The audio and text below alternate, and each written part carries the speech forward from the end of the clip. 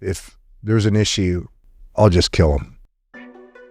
Get the freaking gun off the back of my head. And then he picks up his AK and he just goes, boom, boom, boom. A long time ago, with a lot of other things going on. It's going to get ugly. And I'm going to probably get roughed up in this. They're going to kill us both. They're going to kill us both. Good people were given good information. And he takes the gun and he shoves it right into Frank's chest. And made good decisions.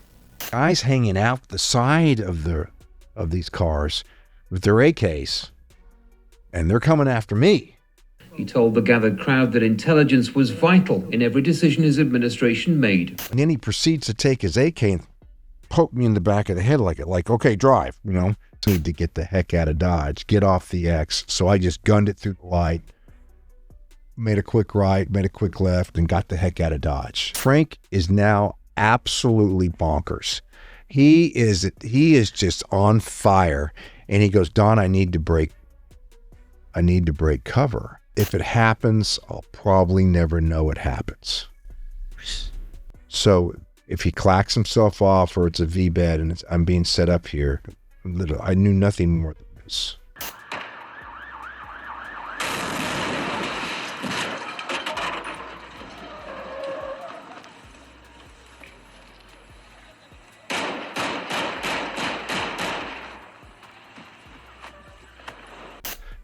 I said, hey, I got your note. He goes, okay. I said, let's meet.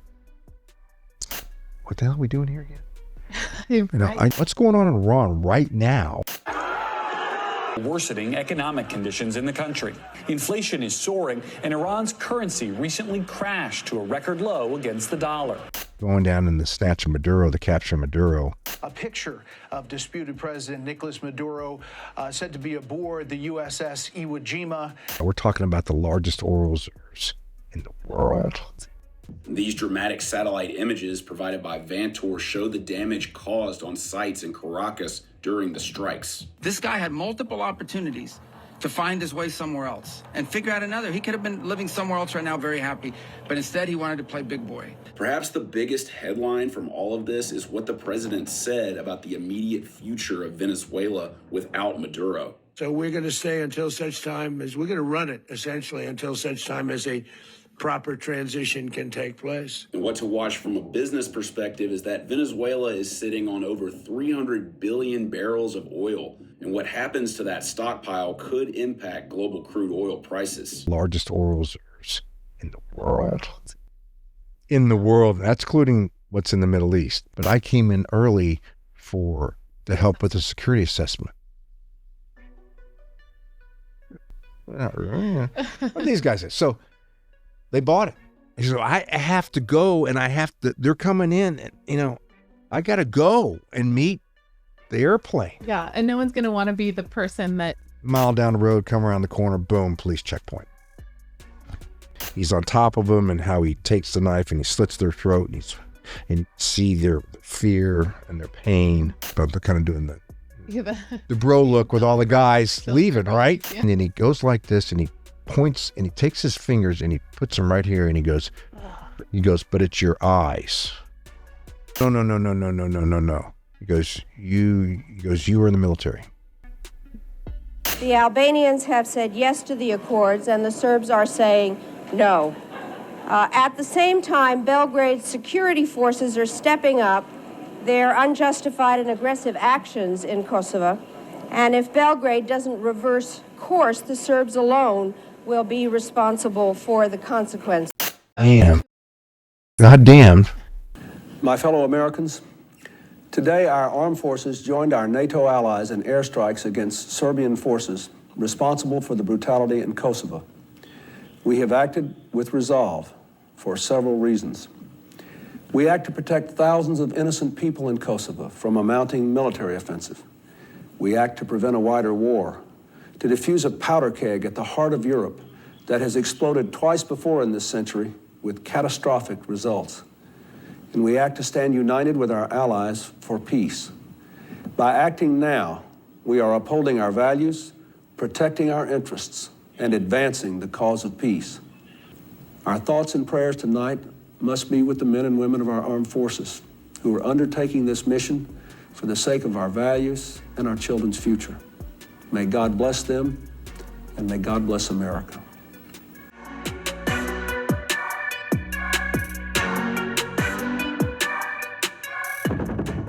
Welcome, everyone, back to the Not A Grayman Podcast. I'm so happy this is the first episode I'm going to be doing in 2026, and I'm so fortunate that I am joined again with an exceptional and extraordinary guest, Don Parnell Jr., the name you might recognize from episode number 10, in which we had Don on the podcast to talk about the GWAT era, his backstory, what got him into the agency.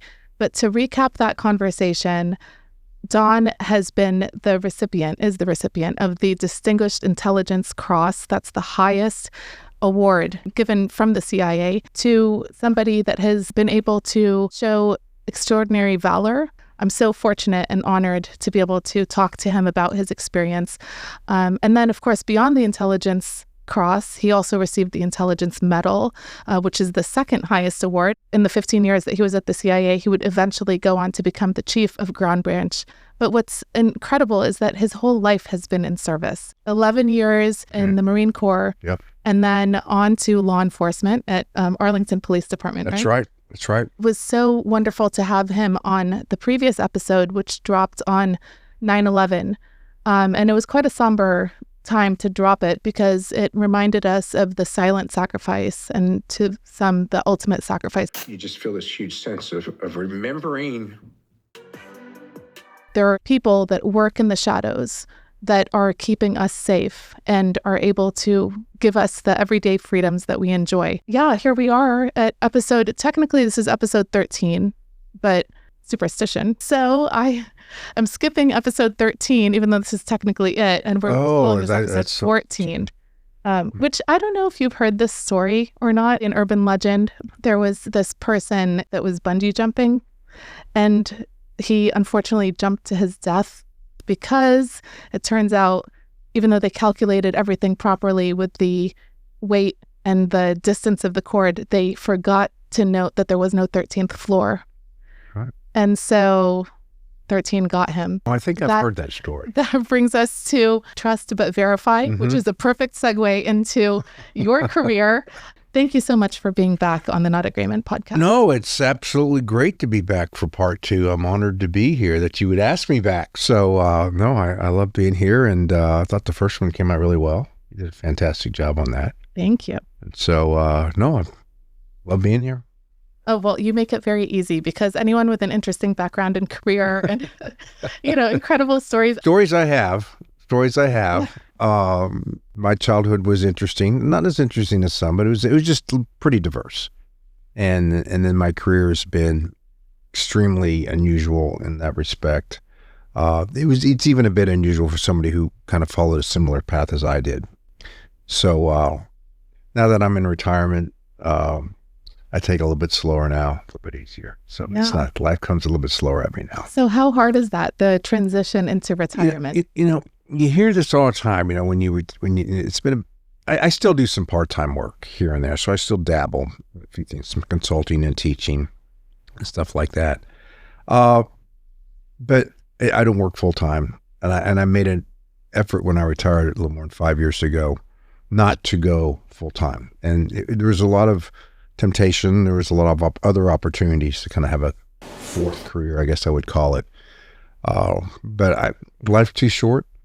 And you want to enjoy, your 30, 40 years of work and hard work and enjoy it with my family. And so I have really had I'm not going to say that I haven't had any problems transitioning to retirement, but it hasn't been as hard as I thought it was going to be. I'm not, there are some people that, are got to work basically all the way up to the day they die.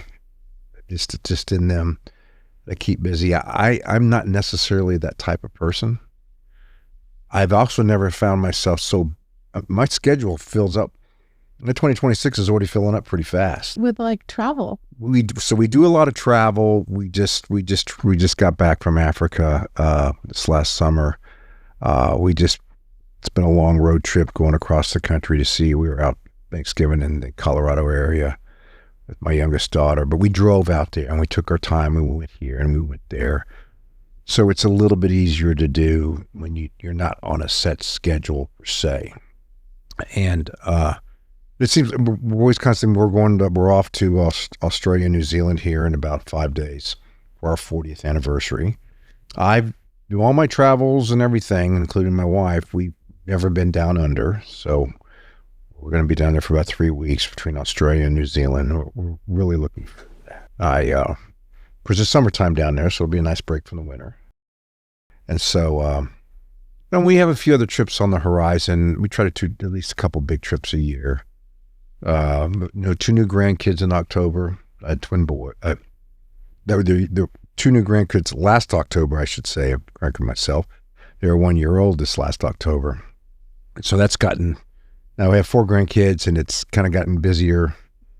So we spend a lot of time with them. And so, it's been fantastic being a grandfather these past 6 years. So look forward to many, many more with my grandkids. So wow. And 40 years of marriage. So what is the secret sauce, or is it classified? No, just kidding. No, it's not classified. Your wife must be really just such a superwoman to be holding down the fort when you must have had such a rigorous travel schedule and no, you're right. You said it. She is an unbelievable lady. She's a saint, really is. Wife Susan is basically, she keeps him well grounded, very well grounded, and that's always been critical throughout all the years. She's the stabilizing factor, always has been in the family. Kind of takes care of everything, organizes everything. I would be completely lost without her. And marriage is something. It's a continuing evolution or project. You're always having. You have to really work hard in marriage. Compromise is a big thing. Understanding each other, communicating verbally or non-verbally on things. And of course, after all those years, you get to know it. She knows me better than anybody else, and she can almost, she can start the sentence and I can end the sentence and vice versa. There's a lot of that. But there's obviously a huge comfort factor with all of that, but you don't take all that for granted. You have to work at it. It doesn't happen by itself. But it also helps to marry your best friend. Because you're going to go through a lot of ups and downs, a lot of very happy times, sad times, life, kids, changing jobs, being separated. We were separated a lot. In those 40 years, I was probably gone 15 of it. So I'll tell you, that's probably one of the key success to a long marriage is that I was gone a lot. It could be like a quiet blessing. It is, and I did it all backwards. I was gone a lot when my kids were really young, and that was really tough on her. And I know that, and I knew it then. And I was around a little bit more when the kids were getting old. I mean, my kids are all grown now, but and they have kids. But it's work. Marriage is work. It's fun. Yeah. Obviously, it's fun, but it's something you have to work at. It's not going to be all roses every day. You have to, I think the best thing I can tell people is you really have to communicate. Don't keep things bottled up inside. Communicating, I like to think we do that a lot. Not only talk about our day, talk about the month, talk about a year. Hey, you're going to go here. I'm going to go there. What do you think about this?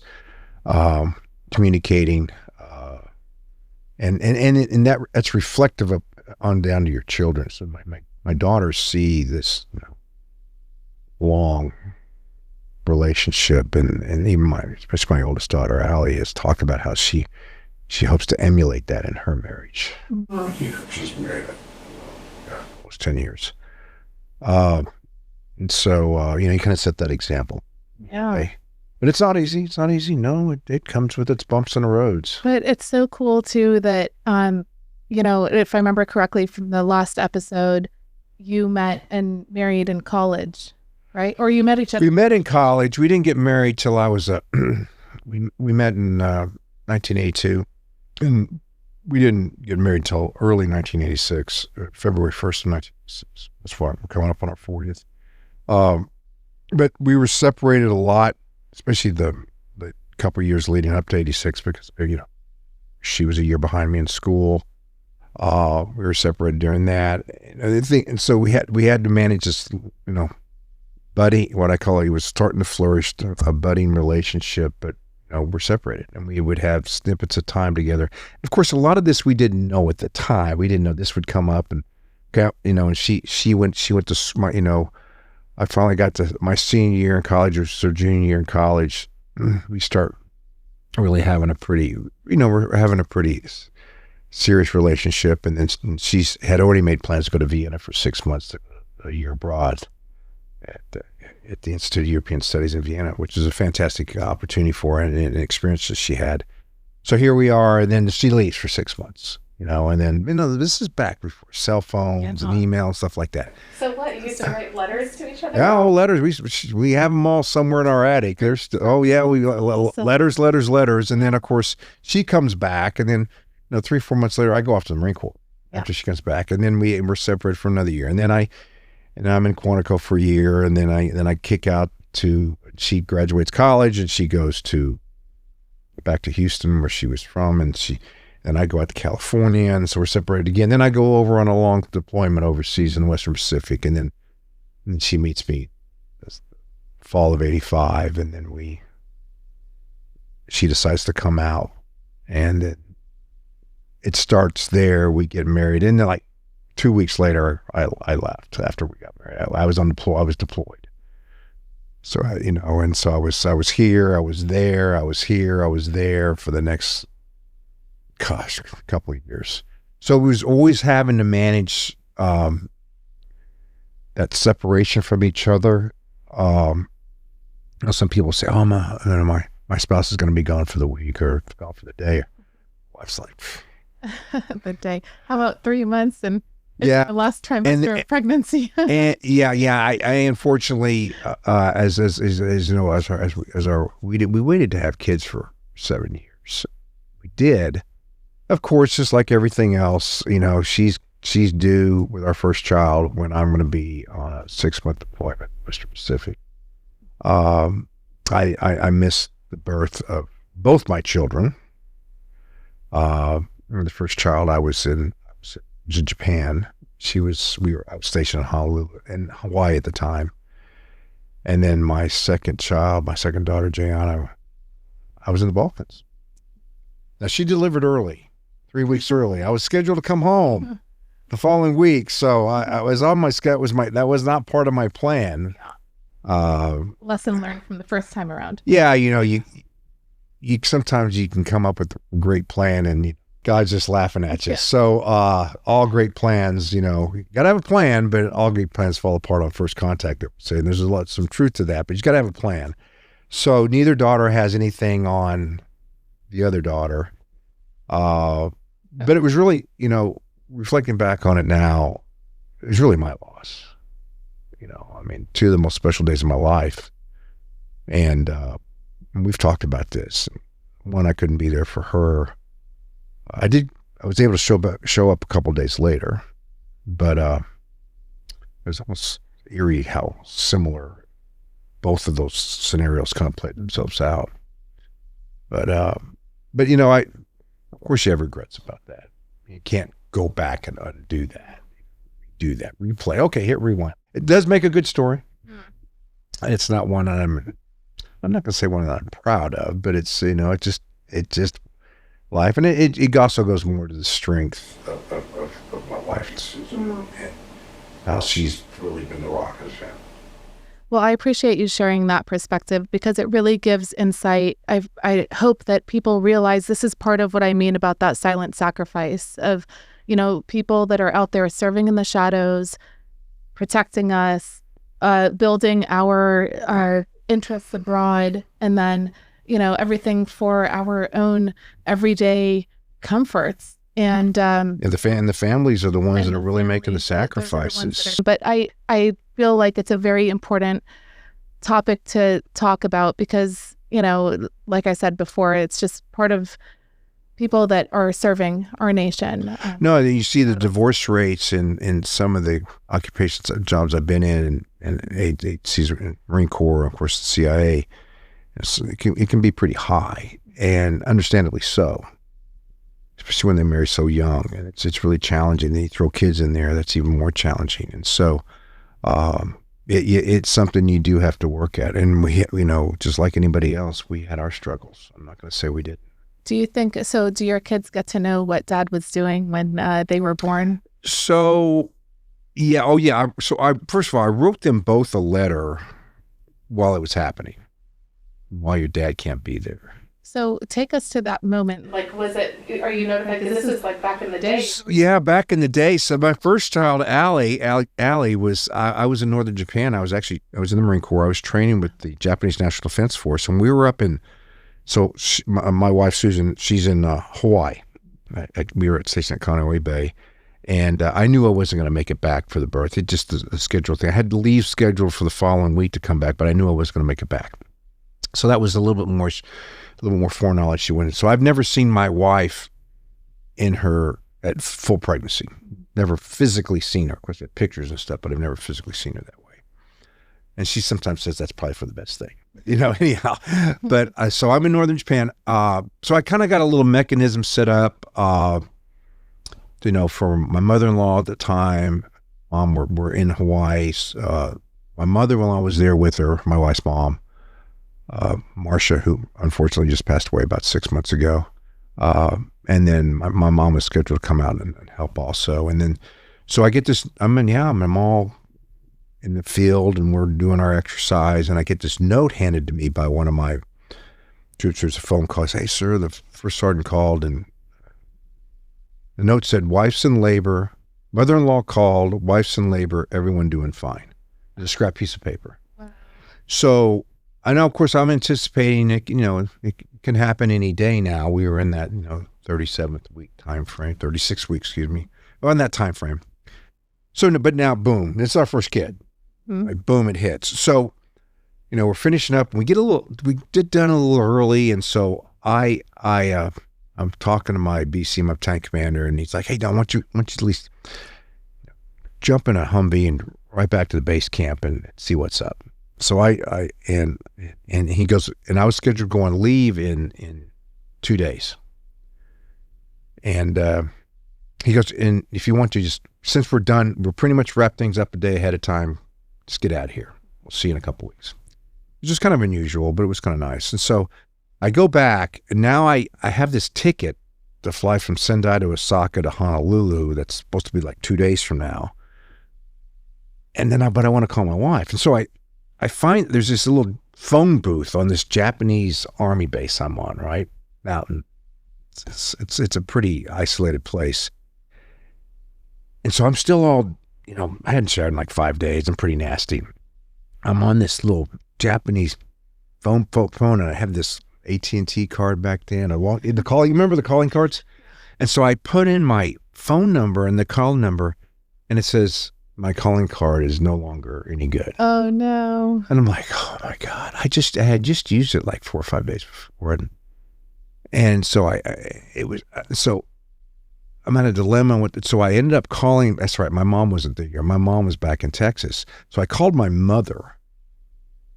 That's the only number I memorized my home phone number. Back then you actually knew numbers off the top of your head. Yeah. There's only a few numbers, and I knew that number. Because I didn't know the number at the hospital she was at. I wasn't too sure what hospital she was at. I knew which one she should be at, but I didn't know. And so I called my mom, and my mom knew. So I called her collect. Nice. And she goes, oh my gosh, don't you know? And I'm, no, that's why I'm calling you. So she tells me that I'm a father for the first time. And just as she tells me that, the Japanese had gotten word, the Japanese National Defense had gotten word that I needed to leave the camp and go down to the airport, which is a pretty good haul. It was a 2 or 3 hour drive. And they had a helicopter. So they're going to fly me out of the field up in the mountains down to the Sendai International Airport. And I didn't know this happened. That's cool. They said, hey, Captain, they go, I got to get your butt up to the HLZ. The Japanese are going to fly you out. Now, remember, I'm still all, I'm overcome with a lot of emotion. I'm having my finding the news about my first said everything's fine, everybody's healthy. And I have to hang up.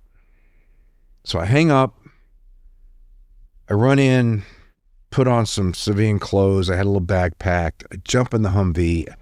I drive up to the HLZ, and our regimental XO, a guy named Mike Reed, great guy, was going to fly in the helicopter with me because he was also going to fly back to Okinawa for something. And we get in the helicopter. I'll never forget this. Lieutenant Colonel Mike Reed, great guy. And he goes, hey, you got any money? And I really didn't. I was just, because I wasn't scheduled to go on leave for another like 5 or 6 days. And I really don't. And he takes out $100, $150 and he just gives it to me. Wow. And he goes, here. Fast forward probably a month or two later, I walk into his office in Okinawa to give him back the money and he won't take it. And he goes, no, just pass it on to another Marine. And that always stuck with me. Oh, that's such a, like, So that's so telling of his character. Yeah, so we get up on the helicopter, we get down to the airport. We go into the military side of the airport. Now I'm in a pair of jeans, I think an old rugby shirt, and my face still has camouflage paint all over, green, browns, and everything, right? So, and I stink to high heaven. Uh-huh. We go around they drive me around to the commercial side, where the normal people go, Yeah. And I walk in the terminal, and back in those days you had tickets. And I walk up to the little counter for the airlines I was going to fly, and I was supposed to take a flight from Sendai to Osaka in a couple days. Waving this ticket, I said, I need to get to Honolulu. And they say, no speak English. So they go, hold on a second. Japanese are such great people. They're so accommodating. So I wait a couple minutes. This little girl comes out, and she's doing, and since she goes, I speak a little bit of English. And I said, wife, I'm sitting there pregnant. I need to fly to Honolulu. Yeah. And I go, I have this ticket. So I give her this ticket, and they just, boom, they're running all over the place. And they said, okay, you fly, in 1 hour to Osaka. And then Osaka, you'll take the flight to Honolulu after layover. And I'm like, okay. So I get on the airplane, and I rush, go through security, get down to the gate. I just get on the airplane. I didn't have a lot of time, matter of fact. It was very rushed. And I'm sitting on the airplane, and I go, I'm tired. I said, I probably need to go to the bathroom. So I get up and go to the bathroom on the airplane. I go in the bathroom, and I realize that I have all the cami paint on my face. I was going to say, it's like you just say. So I can't imagine. Some of it kind of worn out, but it's like really dark around my eyes and and my ear. It's all down in here, and I'm like, what? This person must have thought of me. And I got on the airplane like that too. Yeah. And so I'm trying to like clean myself up, and so I get to Osaka, and I ask, and I have like a 4 or 5 hour layover. And back in those days, this wasn't that big a deal.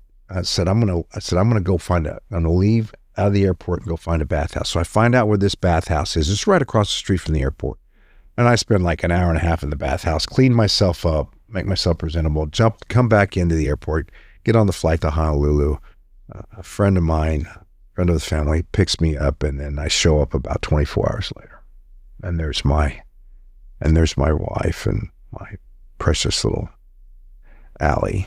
That's a day old. And that was just a special time for us, of course. And then I fast forward, it's like 4 years later, and I'm in the Balkans, and my wife, I'm actually I'm exercising, and I'm going to go home in a week, and then she's due 2 weeks after that. And phone rings. Hey, Don, it was my boss back in Langley. Susan just called. Had it all set up, she's on her way to the hospital. She's in labor. What? So I have to get to Sarajevo. I'm in another location. It's about 4 or 5 hours away. And I can fly out the next morning through Germany and then fly on home. And so I do that. And so I'm driving down with one of my buds. And we don't get in till late that night, like 8, 9 o'clock at night our time. Meanwhile, Susan had given birth like 1 or 2 in the afternoon. Time change and stuff like that. It's about 8 o'clock. So I don't know what's going on. I get there in the office and somebody's like literally holding the phone saying, here's the number, call. So somehow in all of this, they got the phone number to the actual hospital room.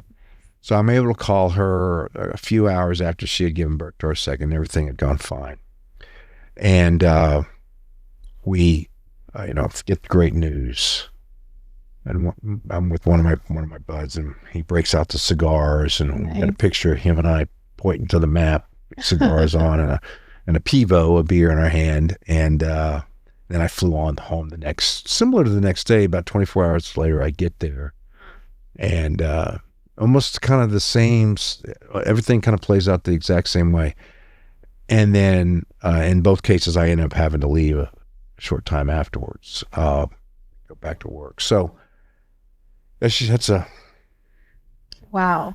The logistics of it all in those days. Yeah, this is before. It's so easy now. Yeah, today we have the communication, cell phones. You can talk anywhere, and we didn't have any of that back. And even when my second daughter was born. So, but no, my daughters are the light of my life. So my grandkids, and of course my wife. That's my world. I'm sure they feel the same about you. And now you were talking about how you were in Sarajevo, right? For the second, when you got the notification of the second? Yes. Yeah. Well, I was up at another location, and then when I got to Sarajevo, I actually got the news. Somewhere between that 5-hour drive I had to take, she had delivered. All right. Well, let's go to that part of your life then. Oh, yeah. This was a few years later. It was not in that location. It was in a different location, completely different location, but it was in that same, we'll just say it's in that same geographical area, give or take a few thousand miles, well, no, a few hundred miles. It was wintertime, and we are working with with a few folks that are helping us on some critical reporting and critical intelligence collection against some of the Serb-occupied areas into certain areas that we need to report on. We'll just keep it at that. And so we're working with some of the different host nations over there, and working together and trying to collect this information. And so I'm in a pretty isolated place. It's the dead of winter. It's like February. There's snow piled up everywhere. And one of my running mate, we were out there as a team, had to go home early for something, and I can't remember what it was.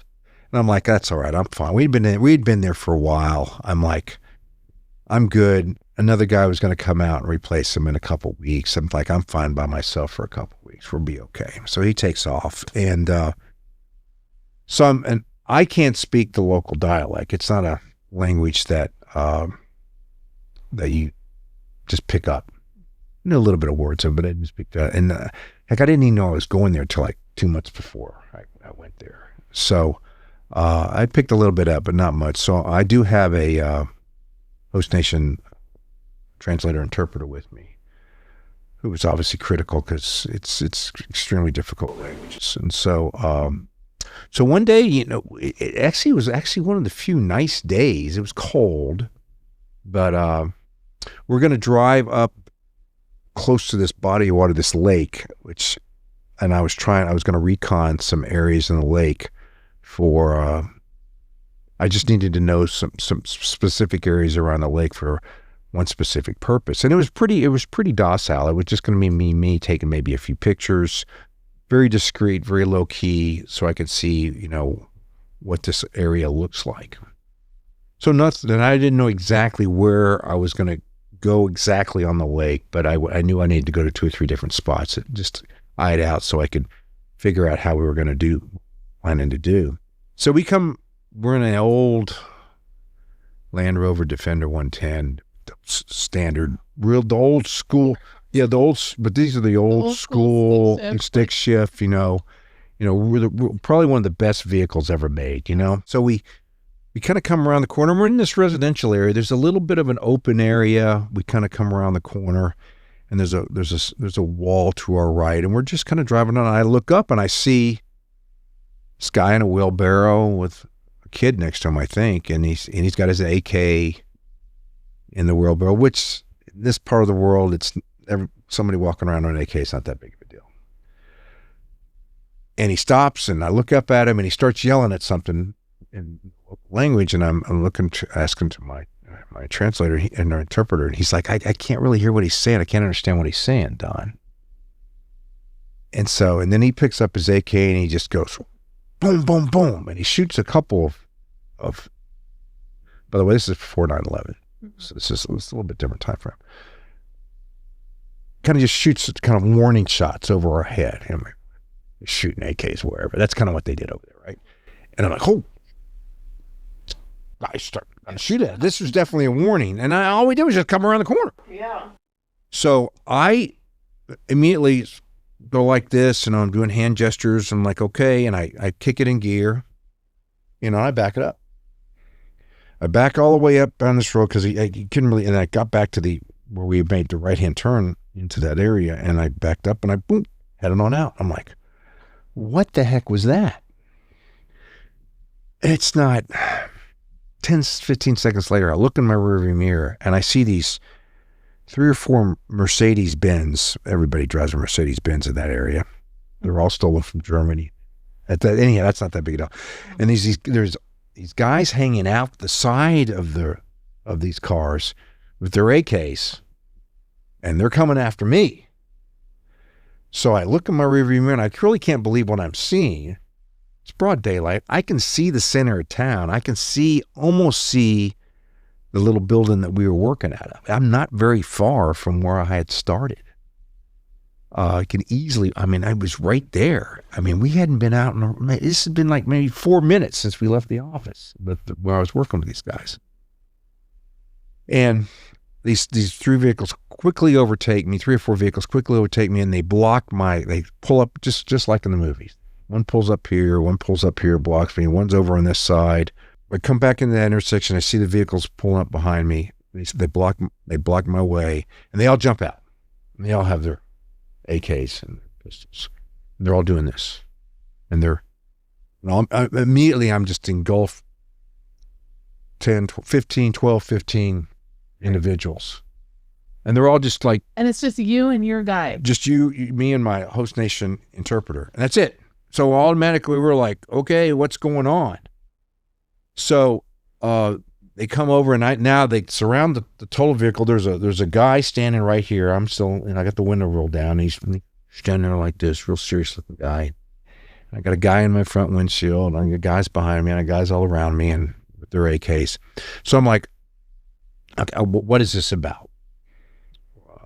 So they start yapping at my translator, and I can tell I can't understand kind of get a gist that things aren't going well, just by his body language and his reaction to things, and he's trying to translate some things. And this is definitely, for some reason, we were in the wrong place at the wrong time. Our vehicle wasn't plated locally. It was plated farther away. And then we found out later, this was the next day, that we had pulled into an area, and that particular area was controlled by this certain clan. It was a 70 family clan. Of course, I didn't notice at the time. And they were expecting trouble that day from a rival clan. And it can get pretty ugly and pretty bloody over there pretty quickly. So they see me pulling around a corner, and like, who the hell? And they see the plate, that guy's not from around here, and they want to know who the heck I am. Yeah. So now I didn't know all this. Since the warning shots and not like, you know. Since the warning shot. He tells me a second later why he shot the warning shots, because what happened was, as I'm backing up, I noticed in my rearview mirror, there's two young girls, probably 10, 12 years old, behind me. And I do remember this. One of them was wearing a red dress, or a red coat over her. And I remember backing up, and I had to avoid them. And I was told the next day, as I get into the story, I'll tell you why, he shot over our heads the warning shots because he didn't want to hit the girls with his bullets, because the girls were part of his clan. So the two little girls behind us actually kind of helped us from sucking up a couple rounds in our windshield, if he could have fired that accurately. So, but I didn't know this at the time. So we're sitting there like this. So I got my hands up like this, and there's this big center console in the Defender Land Rover, and I got my backpack. I have my communications, encrypted communications device. I have my weapon, which is on my hip, and I have money, cash, the sensitive items that are with me, and I of course have my identification. In this case, it was a diplomatic passport. So they're bickering back and forth, and I'm getting some of it. And basically, I'm kind of getting the gist of this. They want to know who we are, why we showing up that day. They were expecting problems, blah blah. So he's saying, hey, you know, we don't have anything to do with that. Unfortunately, my host nation translator and I had worked out what we call our cover story before we went there. The importance of having, so our stories, well, in this case it was pretty easy because I couldn't speak the local language, and so he was having to translate. So they didn't speak English. But so it all kind of synced up for us. Like, no, and it was true. You know, I was work at the U.S. Embassy, was up here doing a security assessment, which is pretty much true. Yeah. Without some of the details. So you weren't declared when you were in country then? It was more just like undercover? I was known to the host nation. Oh, you were? Okay. Just that particular service, but not known as beyond that. So they knew who I worked for. And that was part of the relationship. And so, and that's not that unusual. But in this particular part, there's a unique part, Balkans, the language is very extremely, not a lot of people speak it. So, so I had to rely on him, and we'll just call him Frank. And that wasn't his real name. And so he's translating back and forth, and he's going through what I call the chemical cocktail, right? He's getting into that fight or flight mode. He's getting very flushed. He's getting very nervous. He's starting to sweat. His hands are shaky. And I can just tell by his reaction, all these things. And I can't pick up everything that's going on here, but I got a pretty good idea. Yeah. And things get very vocal. Yes, exactly. 70% of communication is nonverbal. Believe me, I was picking up on all this, and I knew the situation was getting worse. It wasn't getting better. And they started shoving him around a little bit. They search him. They still didn't search me. I'm still in the driver's side vehicle with my hands up like this. Yeah. As a matter of fact, during all this, they're talking. I reach outside the vehicle and I stick my hand out like this to the guy that's standing right there at the AK like this. What, to shake his hand? Or? To shake his hand, build a little rapport, Yeah. And he's got this furrowed brow, and he, let's go, and he shakes my hand right back on the gun. And I'm like, okay, well, I was trying to get a little connection there. And then finally I'm talking with Frank, and he's like, Don, this is bad. They just searched him, and they found my gun, a little Makarov, and they think I'm a cop. And of course he's not. And so he does have some identification on him to prove that he's not a cop and who he's associated with, but he hasn't pulled that out yet. And he goes, "This is going to get ugly. This is going to get really bad. We got it." I said, so I've given him suggestions, recommend. I'm trying to calm him down because obviously he's my voice here. Yeah. And one of the guys in the group kind of reaches over the other members of the group and take with his AK, and he takes the gun and he shoves it right into Frank's chest. Like, he kind of punches him in the chest. And when he did that, I thought he was going to pull the trigger. And, he goes like this, and they're kind of pushing him around. And finally, he convinces them that, listen, I'm the only one that can you guys speak English? And they say, I'm the only one that can talk to the Americans, so don't shoot me, because if you want to talk to him. They still haven't talked to me yet. Yeah. I'm still in the vehicle. Right. My hand's up like that. And so finally, the leader of the group kind of steps in and goes, you know what? And I picked up a little bit of this in the local language. He's like, there's a couple cops walk by. These cops are useless. There was a little bit, we're getting a little bit of attention. The leader group says, hey, let's take this vehicle and take all of us back around to our little area, back to that little clearing area, which is kind of their controlled area, and get out of this pseudo intersection. It wasn't a very busy intersection, but it was an intersection in a residential area. And so, okay, so then for some reason, half those guys wanted to jump in the vehicle with me. So Frank ends up having to sit up on the center console, kind of cattywampus here, and then one of the guys gets in the front seat.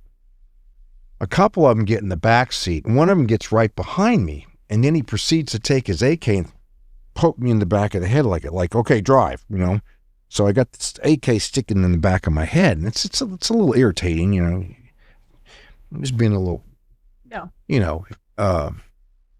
he didn't have to do that. So they're all getting, and he's kind of poking me in the back of the head, right in the base of my skull. And I turn and I said, hey, and I look behind, and the guy's got his weapon on full automatic. And I can only assume that it's got a magazine in it, so I only assume it's loaded. And he's sitting there, and I finally say, hey, tell the guy, and I look over at the guy got in the front seat. I said, tell the guy behind me to put his weapon on safe. And tell him that he can shoot me through the seat just as easily, and he doesn't have to stick the gun to the back of my head. And shouldn't cuss, but I am. God damn.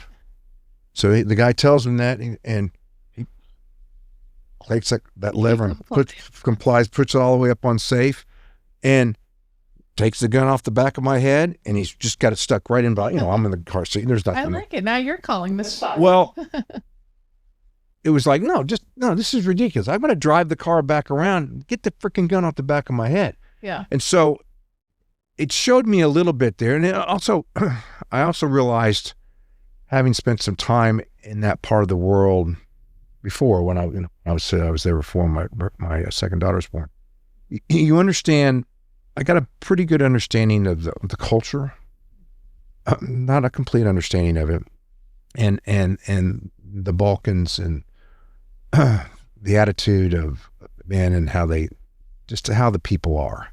And one thing that, good, bad, or otherwise, is in their characteristics is they're an in-your-face type of people. Mm-hmm. They don't necessarily beat around the bush. And similar to, and it's the Russian influence, similar to the Russians, they really only respect one thing. And that's just power and brute force. Strength, right? So there's that strength. And they'll smell intimidation. And they'll smell it. So I was like, okay, this was a don't let them see you sweat type of moment. And people say, oh, a lot of this come to you later. At the time, it came to me right then. I said, okay, I can't let these guys see me sweat. And I've always been, and then when the guy took the gun from the back of my head and put the weapon on safe, I'm like, okay, we're getting somewhere here. I don't know where this is going, but it's getting somewhere here. And he goes, and the guy in the front seat says, turn the vehicle around, or I'm going to blow off your head off. Got it. So we turn the vehicle around, we come back around, drive back around, come back around the corner, sit in that little open area. And now everybody's right there. They got the whole crew coming out, And we're there for a while. I'm still like this. They asked to see my identification. Finally. And then they asked me to get out of the vehicle. So I step out of the vehicle, but I just step out. I'm sitting right there. I can still put my butt on the seat if I have to, and I'm sitting like this. Do exactly what I tell them to do. And I got my weapon on my hip. And at this particular point in time, I'm not as concerned about my backpack that has the other sensitive items in it. I'm like, okay, you know, you have this little descending scale of certain things you're concerned about. Importance, yeah. That is no longer as important to me. Now is to get out of this situation in one piece. And so I'm still sitting there like this, and they're talking, and man, this seems to go on forever. I'm sure it wasn't that long, but it was a while, and back and forth. I pull out when I'm sitting in the vehicle, I pull out my passport, and I hold it up in the air like this. My hands are up, and about 5 hands reach in to grab it. And I end up giving it to the guy who was behind me with the AK at my freaking head. And he takes that passport, and he leans over, excuse me, and looks at my face and looks at my passport. And he gives it back to me. And he's like, okay. This is, you know, I got the affirmation that, okay, this is you. And so we're talking, and we're back and forth, and Frank is sticking to what, you know, he was supposed to be told. Now, Frank is now absolutely bonkers. He is just on fire. And he goes, Don, I need to break cover. And I go, what? He goes, I need to tell these guys that I'm not police, and I have an ID card to prove it, that I'm not police. That he's with the ministry of so-and-so. And I said, okay. And I said to Frank, break whatever you got to break to get us out of this situation. So I'm spending all my time trying to calm him down. That's really all I can really do, and be calm myself. Because I don't know where this is going. And when they get me out of the vehicle, I never leave the side of the vehicle. So I had just ordered him and got him this. It was cold up there. We ordered this jacket from LLB, and it had all the pockets and the zippers. And Frank, he loved this jacket. Freaking cold up there, you know. And I get him this brand new jacket, insulated and all this sort of stuff. And he loved that jacket. And he had his ID in one of those 15 zippered pockets on the jacket.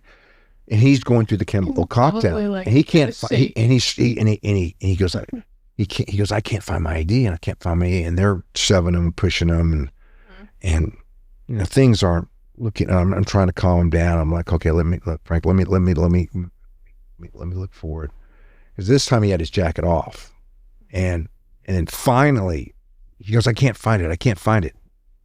He goes, Don, you don't understand. They're going to kill us both. They're going to kill us both. So did you feel up to that point, like, I mean, obviously you feel you're in danger, but did you feel like they were going to kill you? So actually, before we pulled back in the little area, Frank had told me that also.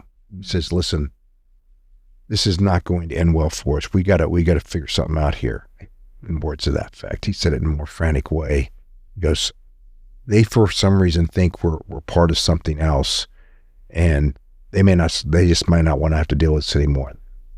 And you know, they're probably going to kill us both if we don't talk ourselves. So at that very first part, I was obviously concerned. I was obviously seriously outgunned. There's no way I was going to be able to find a way of which to extract myself out of that situation without, you know, getting shot, killed, whatever. So 15-1 odds, it wasn't very good. So a reminder, Jason Bourne is just a movie. Yeah.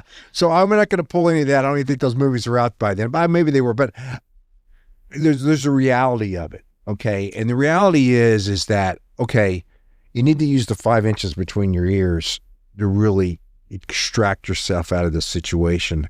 The fact that I was by myself, I found out, I learned later on, I think I said later, actually worked to my favor. Mm-hmm. Most people say, oh, you know, your buddy wasn't with you.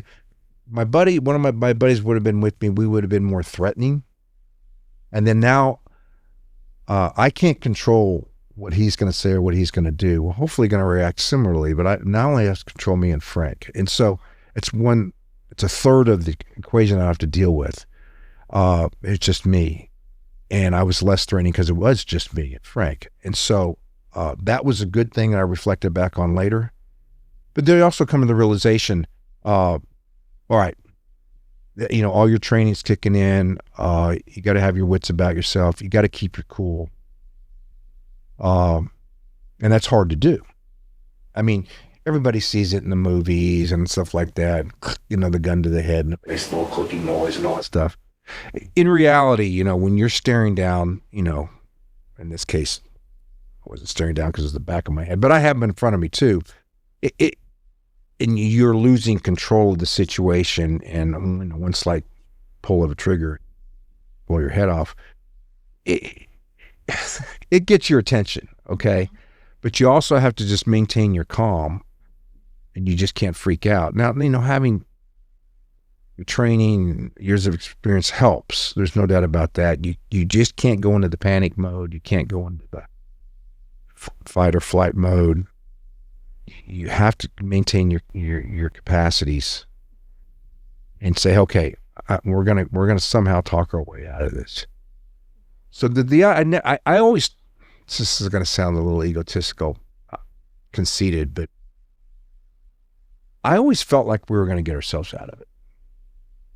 Well, yeah, okay. But you got to remember, I sometimes have a sense of confidence that maybe not other people have. But you know, any of these guys could just go, you know, they could go postal in a heartbeat. And don't want to offend anybody out there, but you know anybody going postal. Love mailman. But they could, you know, and you can't control that. So I was just trying to control what I control. And when I saw that I could control a couple of different things, I'm like, okay, there's a little give and take back here. I'll be able to control. So that was encouraging. It wasn't just shut the hell up, put a bag over my head, put some cuffs on me, and stuff me in the back of a vehicle. So they want to get things out of me. So anyhow, we're back around on the other side. We're going back and forth. And after this whole evolution has probably been about, it's only been a couple hours, an hour and a half maybe. It drags out. The boss goes and checks on some things. He comes back. My arms are getting tired. You know, I put him down after a while, and they still hadn't searched me. I sit back in the vehicle. They still hadn't searched me, which I just found to be crazy. And then finally, so I'm kind of sitting there with my arms like this, you know. And then finally, one of the leader steps in and he goes, okay. And he kind of goes, okay, everybody put your guns, he tells in the local language, put your guns down. And all the guns get lowered. And this is, and of course I'm like, okay. Because, you know, they were just bickering with Frank. It was just going on forever. The yelling and the screaming. Them yelling at him. That was the dynamics of them with each other. And then they're yelling amongst each other, right? And all this, and go get this guy, go get that, whatever. And this, what the heck is going on? Any minute I was expected to be dragged back out of the car, searched, you know, and taken somewhere. So you put all the guns down, and then everybody says, there's smile on his face, the leader guy. And he goes, okay. And he doesn't really apologize. They don't apologize. He's like, I think everything's fine. And I think the leader of this group, who I met with the next morning, that's part of the story, but I think he kind of assessed that these aren't the people we thought they were, obviously. These are not a problem for us. And this is going to be more of a problem than it's worth if I do something to these guys. And it's going to bring a lot of heat down on him that he doesn't need. He has a lot of other problems, okay? It's going to be a clan issue. You don't He's got all these other problems. The last thing he needs is he ends up with this dead American diplomat. Yeah. You know, and so... At least they recognize that. Well, that's my assessment of it. They didn't come out and say that, that's just my assessment afterwards on the whole thing, that they kind of came to the conclusion, okay, this is probably going to draw more heat than what we need. It's not like I can just shoot this guy in the head and bury his body somewhere. It's going to be more complicated. That's my assessment at the end of all this. So then they want us to go have whiskey with them. And I said, let me take a rain check, I'm running late, blah, blah, blah, blah, blah, blah. So they still never searched me. Okay. They searched Frank a lot and found his gun and a few other things. They still never searched me. Now everybody's happy. They're laughing and joking. And we're like, oh, okay, yeah, catch you on the backside, right? So they let us go, get back in the vehicle, and then we go back to our little hooch, back to where we were working out of. And then as the night comes, it's the dead of winter, it's snowing there, it's nasty, cold. There's only one, I stay in the hotel, the local hotel. There's only one hotel there to stay at, and there's only one restaurant to eat at. It's across the street from the hotel. And I ate there literally every night for dinner. I could get a little breakfast in my hotel that I was staying in, but they didn't serve dinner there.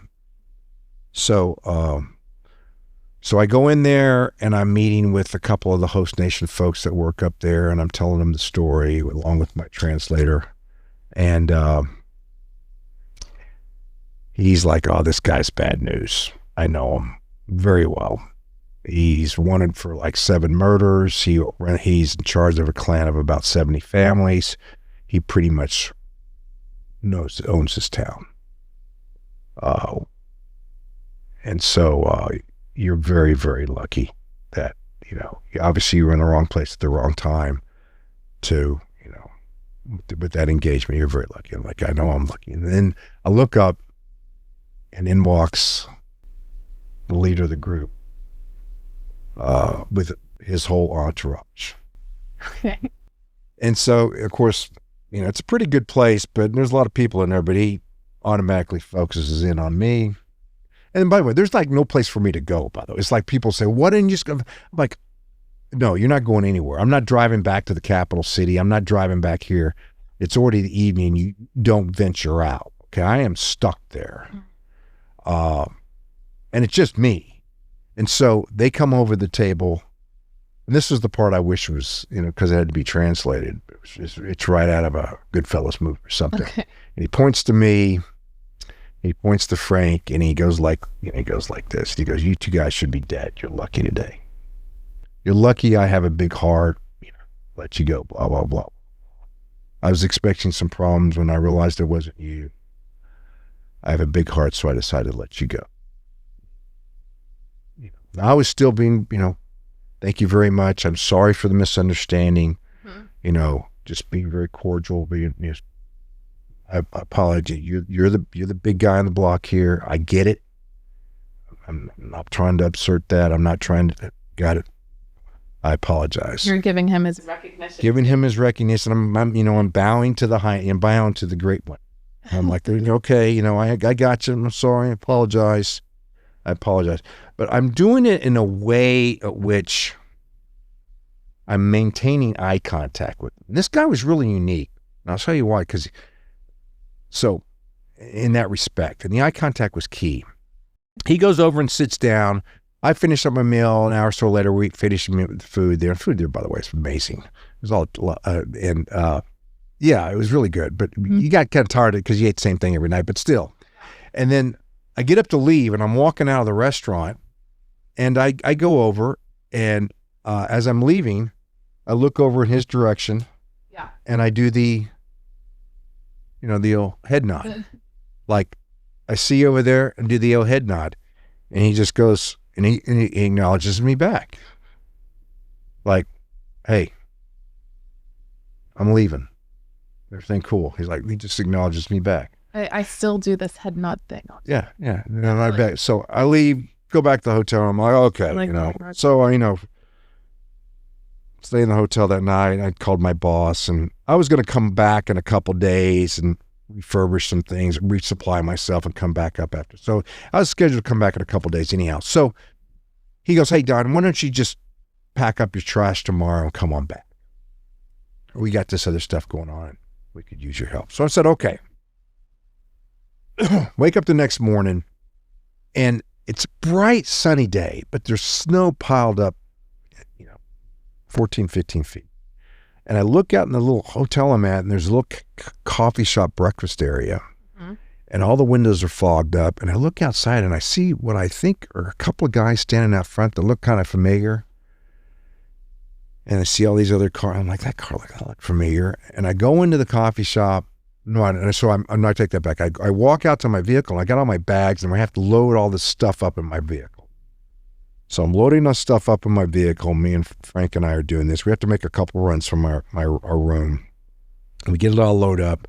I turn around, and right there by the front door of the hotel is our guy. And he yells over, and then Frank tells me, he wants to have coffee. Okay. And I said, he likes you now. Okay. You know. And Frank goes, we need to have coffee with him. I go, let's go have coffee. So we walk into the little breakfast area, coffee area, and it's all his guys are in there. They're all in there smoking cigarettes and drinking coffee. That's what they do.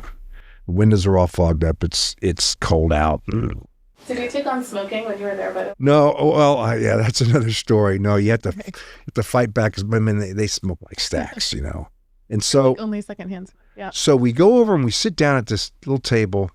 He reaches in, grabs out his pistol, and he puts it right in the middle of the table. I have no idea why he did this. And there's just the three of us sit down. And he just puts his pistol right there in the middle of the table. Right there where the salt and pepper would be, right in the middle, And I'm like, why the heck is he doing that? And he proceeds to kind of tell me his story. So we rehashed the previous day's events. And he fills me in on they were expecting problems. He's hoping now not to be my enemy, but be my friend. We saw, he tells us why they treat us the way they did because of the problems they were anticipating. And I was asking him questions about that, about his clan and what his responsibility was. And he was a young guy. He probably wasn't even 30. Wow. And to the point where he says, I'm the leader of this clan. And I probably won't live more than a couple of years because that's just what happens. And then somebody else will take my place. He tells me his whole life story, and he talks to me about, now we're kind of getting into the psycho stuff, because this guy really has murdered at least 7, probably dozens more than that, in cold blood. And he talks to me about how he's slit the throat of a number of these people, and he gets into this power trip. He didn't say this, but that's how I interpret it, of how he's the last person on earth that they're going to see as the person is dying, as the blood's draining out of their neck. And he feels like he's getting their power and their energy out of them, and he sucks it up. Words that effect, as he looks into their eyes. And he's telling me this the whole time, to where, I'm sitting here, we're sitting like this, and then Frank's sitting over here. He's not looking at Frank. He's looking at me, even though he spoke in local language. And then when I would talk to him, back to him, I'm doing the same. I might be speaking in English, but I'm maintaining eye contact. So because there's so much you can pick up, and there's so much communication going on right there. Very unusual. And then most people, you'll talk to the interpreter, and then you go back and talk to him. He was very direct. And so he goes, yesterday, I saw that you were carrying a gun. And I don't know if he saw the day before, because I only got out of the vehicle once, but maybe they did. I think he saw it that following morning when I was loading my bags to the truck, and I got up my head. It was, under a jacket. Because I was very curious about what you Americans were going to do. And he actually, he actually says the words, I think it's Clint Eastwood and Arnold Schwarzenegger. And I'm like, what? You've watched too many movies. He goes, I thought you were going to be like Clint Eastwood or Arnold Schwarzenegger. And you Americans, you're all cowboys. And he goes, you had 12, 15 guns on you. I was kind of very curious about what you were going to do, how you were going to get yourself out of this situation. I look at him and I go, man, you've been watching too many movies. Come on. You got 15 AKs on me plus other stuff, and I got sitting here with the one pistol. I said, well, there was nothing I was going to be able to do to extract myself out of that situation. Yeah. and the gun was on my hip. Even if it wasn't on my hip, what the heck am I going to be able to do? I kind of laughed with him. You watch too many movies. In real life, it doesn't work that way. And then he looked at me, and then he goes like this, and he points, and he takes his fingers, and he puts them right here, and he goes, but it's your eyes. And I go, at first I thought he was going to get into my ethnicity, because he sees that, because of my Asian background, he maybe saw something different with my eyes, but he didn't. That wasn't it. He goes, no. He goes, your eyes bothered me yesterday. And I said, what? He's like, I go, listen. He goes, no. He goes, your eyes showed no fear. He goes, listen, I've killed a lot of people.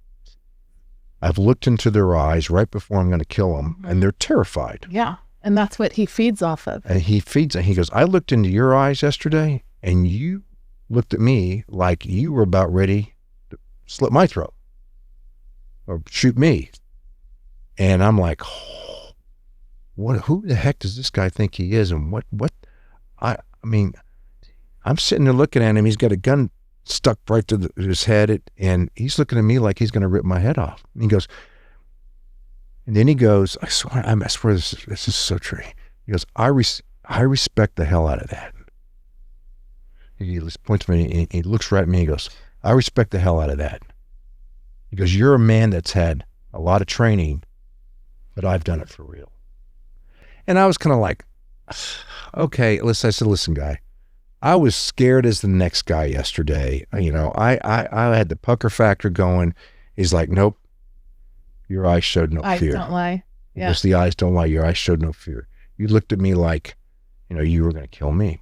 And I'm like, well, and then once again, I'm like, I'm kind of playing down. I'm like, hey, I was very scared yesterday. I just want to stay calm. He goes, that's why I was very curious about what you were going to do. And then I said, there must be something to this guy, because he didn't show any fear. And that sounds a little conceited. It sounds a little egotistical to say that, but that's what he told me. And I was obviously I was a little bit like, oh man, that was a lot. And it was a very close call. It was close. So we kind of hawk our way through it. He tells me more about the day, and we finally go our separate ways. I never had any idea why he put the pistol in the table. And I'm kind of doing the fist bump, and maybe not the physical fist bump, but kind of doing the bro look with all the guys leaving, right? Yeah. And so I shake his hand, and he goes, well, hey, when are you coming back into town? See, I feel like the pistol, though, it's like you guys are equals. Yeah, it maybe is a sign of power. He met his match. Yeah. It's a sign of power. I don't know. And he goes, and I eventually told him, I said, listen, I clarified it. I said, I've had a little bit of training. He goes, no. He goes, you were in the military. So I just said, yeah, I was in the military. He goes, you know how to handle a gun. He goes, no, you know how to handle a gun, but I done it for real. And I'm like, you're the badass. Yeah. I get you. You're right. I haven't done it for real. So, when he told me that your eyes showed no fear, that was really kind of chilling, because he gets into how he killed all these people. And so, he got into it.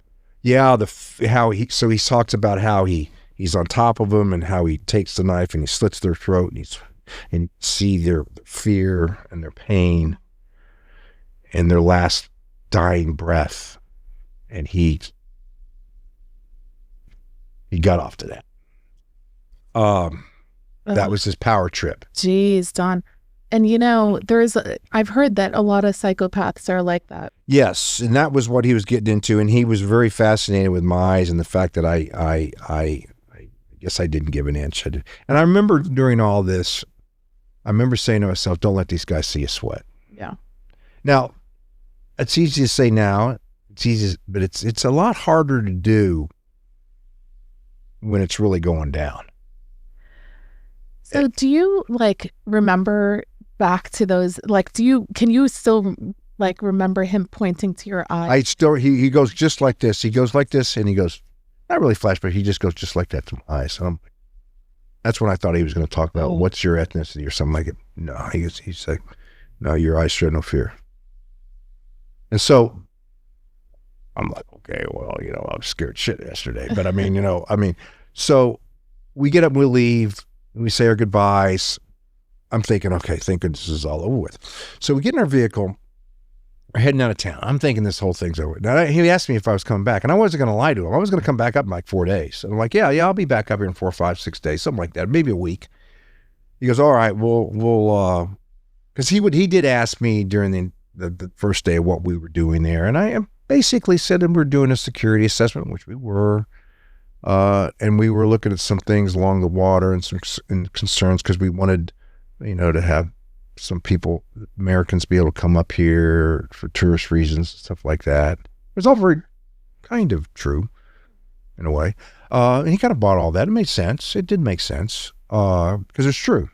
And so he's like, oh, when you come back up here, I'll take you out of my boat. See anything you want. I go, what about the police? Don't worry about the police. Police are not a problem. Police of the Navy are not a problem. Don't worry about them. I go, okay. I said, sure, take a rain check, but next time I'm back up here, we'll hook up, catch you on the backside, that type of thing.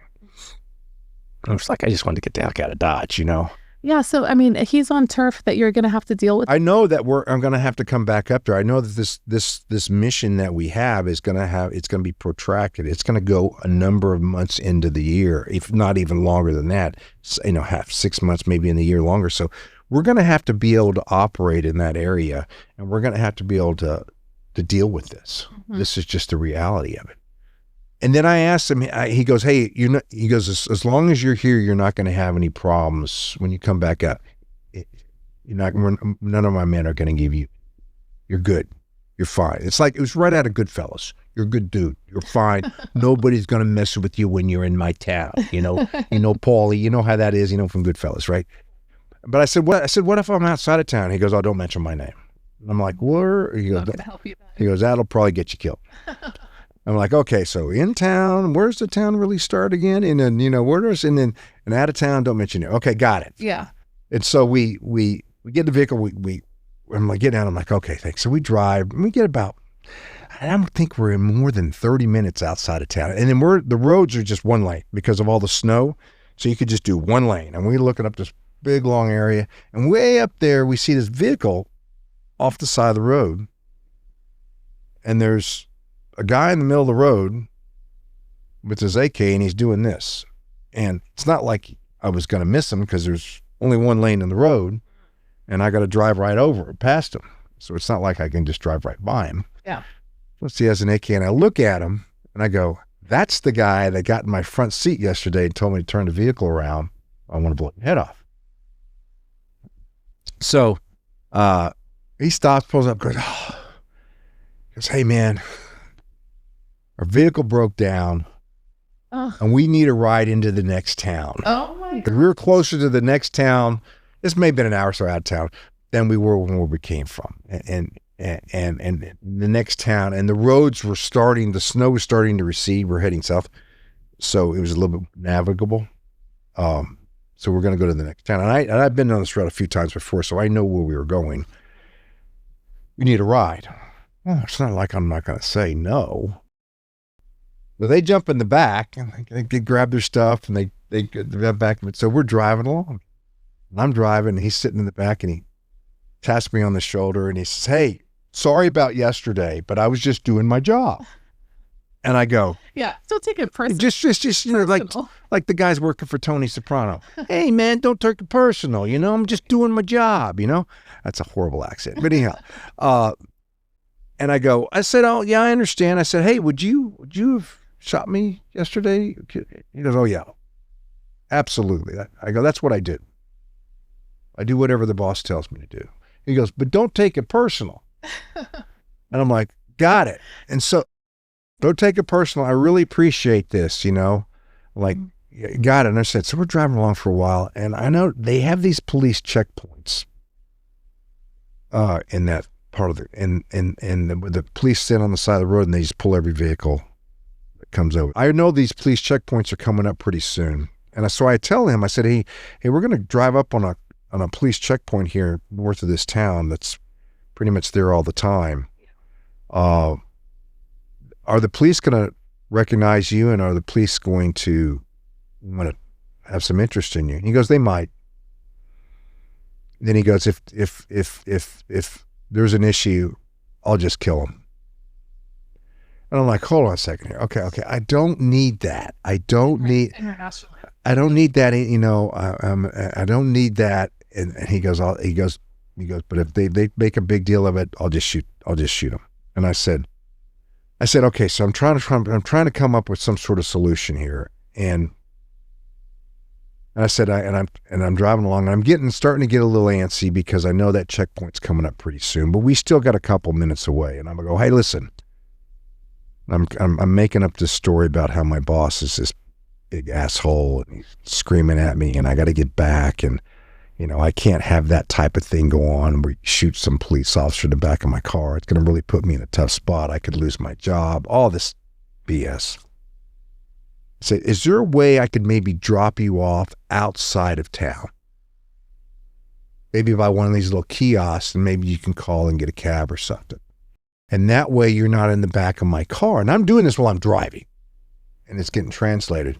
When we roll up to this first police checkpoint. And there's a couple more checkpoints too. You get through town.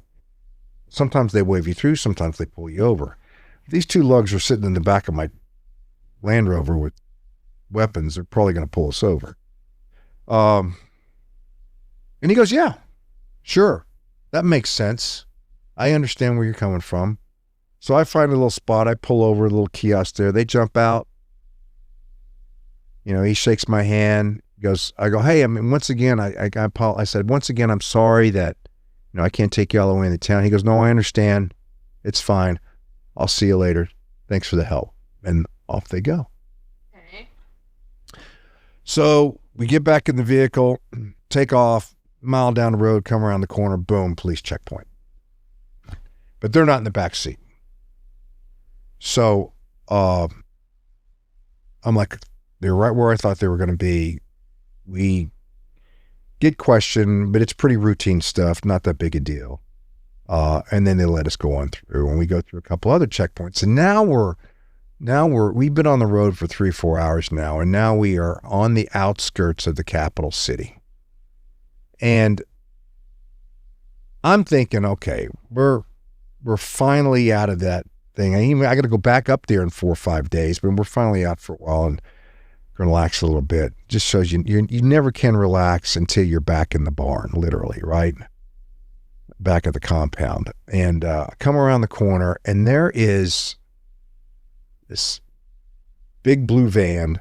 It says anti-terrorism police on the side. And all these guys with MP5s and balaclavas all sitting there in the middle of the road. And Frank goes to me, Don, these are the real anti-terrorism police. They're the real deal. They don't fuck around.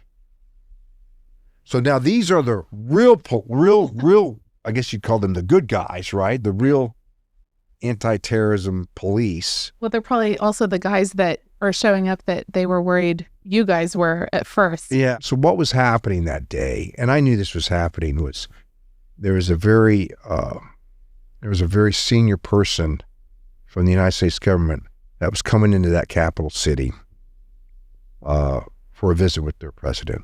And it was a big deal because it was the most senior U.S. government official to visit that country in like 20 years, a long time. So it was a big deal. And matter of fact, that was one of the reasons why my boss asked me to come back into town to kind of help with some of that stuff. They don't want to let me through. And I'm like, I'm not going to be stuck out here. I'm still got another 45 minutes to get into town. We're on the outskirts. I'm like, I want me through. And of course, I knew that this important. I said, listen, I work at the U.S. Embassy. They saw my diplomatic passport. We have this high-ranking official. He's coming in. They knew that. That's why they were there. Because this is why we're here. This is part of the security. So I'm part of that delegation. But I came in early to help with the security assessment. Not really. What these guys say? So they bought it. He said, I have to go, and they're coming in, and, I got to go and meet the airplane. Yeah, and no one's going to want to be the person that So, and then your president's going to be there, and then this very important person's coming in is going to be there, and I have to go and meet. And so they're talking around, they're on the radio, and I'm like, okay, and blah, blah, and I think I knew the name of the regional security officer. Or anyhow, they buy my story. And they let me go. And I get all the way back in. Let me know to get in. And kind of you have a very convincing. With thinking on your feet, being confident in what you're saying, and not jabbering around. And like I said, because I couldn't speak the local language in this particular case, it actually kind of placed to my advantage. One, in all this whole thing that took place over these couple of days, when it has to be translated, and then what you say has to be translated back, it gives you a little bit more time. And that takes longer for things to happen. Yeah. Right? But you can be much more thorough. But you can be a bit more methodical in your thought process and what you're going to do and anticipating the next move. And then you can really get yourself ready and set up to see the reaction to the translation of what you just provided, what you just said, see how they react to it. Hopefully it's getting translated accurately. And see their reaction, and see their response. And that's everything, because you're catching all these little clues coming off of them. They don't, some of it's just subconscious, they don't know what I should do with the eye movement here, the tenseness here, eye contact, body position, a lot of different things that you can kind of pick up on. And like, is he buying this? Is how real is this? How serious is this guy? And also a little bit of how much maybe the guy can't speak a little English and he has it let onto, and how it kind of resonates with him, and then how quick his response is, or does he check with somebody? Does he get on the phone and he calls somebody and then gives you a response back? Those are all important things. So I may not be dealing with the number one guy here. I might be dealing with, but he might be in charge of that little group. But I don't. So the totality of all these little tiny things, some of them are worthless bits of information. Some of them you think are worthless, and you might go back and grab them later and say, hey, that was pretty valuable to me. I realized that when I said that to him, he had this reaction. And then he says something back, it gets translated back to me, and I'm a little better prepared. And so that helps. There's no doubt that it helps. Some of that stuff, I tell that story a few times, and it's literally right. The scene, if there was a scene center, if you were shooting, it was literally right out of it. But it was one of those scenes in a movie that you just, you don't pay a lot of attention to. It's not that big a deal. People get stopped all the time. They pull out guns and shoot everybody, right, all the time. But in real life, it's a heck of a lot different, especially when you're by yourself. I mean, Frank was with me, but I was the only one from my organization there. I was the only American there. And so you're just having to rely on your own wit, on your own knowledge, on your area knowledge, on your training. And all that kicks in to a certain extent. Mm-hmm. But it a lot of lessons learned. Don't let them see you sweat. Body language, body position, Eye contact, that type of communication is critical. I knew that in that particular culture in that part of the world, they understand strength, and that's basically all they understand. And so you don't get in their face, but you get up close to their face and you say, if you're going to take me down, you're in for a fight. That's at least the illusion, that's at least the persona that I want, but not overpowering. I don't want to come over the top on that. I just want to just show them a little bit of your strength. So I learned a lot in that particular response, and a lot of those things. It wasn't like I planned all this out ahead of time. How the hell do you plan something like that ahead of time? But a lot of it was just instinctive, and it just your brain works in crazy ways when you're in those type of crisis situations. It pulls in all this information that you use. It's like a computer. We can use this. You can use this. You can use this. And I knew one thing, because I do remember back in my days in the Balkans, a few years later, it was kind of the wild, wild west. And, I remember sitting at a cafe up on the second floor. It's a second floor cafe, and there's a bunch of shooting. Some shots are fired in the middle of the street, and everybody in the restaurant hits the deck. We kind of look back up, and, it's two guys that got in a car accident, and they're shooting at each other, and one guy takes off, the other guy's chasing after him. Everybody looks around, gets right back, and go back to eating their food. I mean, it was like no big deal. And that might be the case in some places in the United States like that too, but it's like no big deal. That stuff happens all the time. Or you're sitting in an intersection and two guys run into each other and they're having a big fight. So one guy, I'm sitting there at this intersection. It's a big, huge intersection. Multi streets are coming in this huge intersection. There's a big gaggle. And I look over, and guy goes over, pops his trunk, pulls out his AK, and he's now going to resolve this little situation with the barrel of that gun. And he's a couple car, and I realized that I need to get the heck out of Dodge, get off the X. So I just gunned it through the light, made a quick right, made a quick left, and got the heck out of Dodge. And I knew that that's not my problem. Yeah. I don't want to get mixed up in that. I don't want to catch any rounds from that. I need to get the hell out of here now, even though I had nothing to do with it. I'm just sitting in an intersection. Right. And these two guys were having an argument over an accident. And you got to get the heck out of there. So this is so fascinating because, the time as well that you were there, there was so much going on. It was so layered and complex. And what you were talking about like earlier about the clans, Oh, yeah. On the one level, you have sort of the post-Soviet era where it's that whole balkanization. The whole decade of the 90s, So much of a carryover. Also, with the the criminal elements, but then there's a whole counterintelligence piece, which I also want to get into. No, I mean, absolutely. I mean, that's all part of it. You had it all over there, and still, to a certain extent, you still do today. Right. But so you were talking about how instinctively you're doing certain things.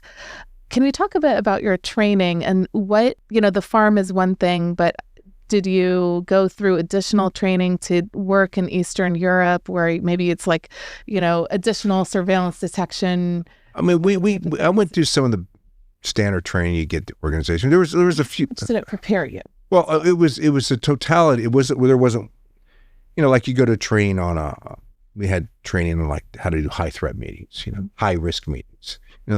You grab a little bit out of that. You do firearms training and how to shoot a firearm, not just sitting there on a range shooting from the 7-yard line, putting bullets through paper, but maybe different scenarios, munitions, different scenarios that are playing through your head that you kind of play out in that type of training. And there's my time as a police officer, my time in the Marine Corps. It's the totality of it all. And it happens to somebody else. So it all kind of comes to the forefront, at least in your head, and your brain starts saying, okay, you can use this, you can use this, and you can use this. It's like your brain is a Rolodex, and it's going through, what can we use to get ourselves out of this situation? And you're just thinking a million miles an hour. So it's not one particular thing.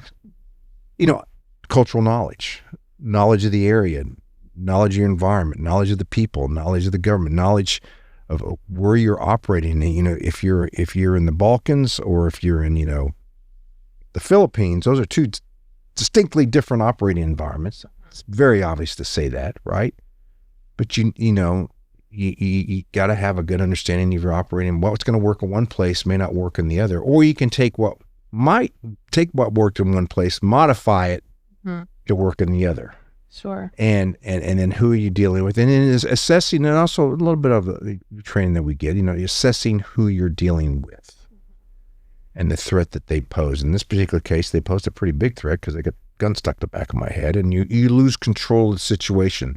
So I was trying to, almost instinctively, it wasn't really a thought, but to try to regain as much control as I can by doing the shake of the hand, by telling the guy to put his weapon on safe, to take the gun off the back of my head. Yeah. And they complied to that. And all of that is a de-escalation. And that's my police training. So when I was a cop, it was all about, and still is, de-escalating the situation. I don't want to get into what happened in Minnesota just a few days ago, but there's ways at which law enforcement could have de-escalated a little bit, and also the person that got shot. They're both at fault, but de-escalate. We used to have something called there was a term when I was a police officer, and I still use it. It was called verbal judo. Anybody who's been in law enforcement has probably been taught. When I say taught, has been exposed to it, and it's all about, you know, using your noggin and verbally through your conversation, de-escalating the situation. You know, I had times when I was a police officer where the guy has a knife to his neck and he's going to kill himself. So how do I de-escalate that? How do I get him to put the knife down, or get him? In one case, I was looking at this guy, and he was a big dude. He was a little strung out, and he was going to be a load to take down. So my goal is not to get hurt, get seriously injured, and go home every night. That's goal number one. And then protect those that I'm with, serving with, or the citizens that are around me.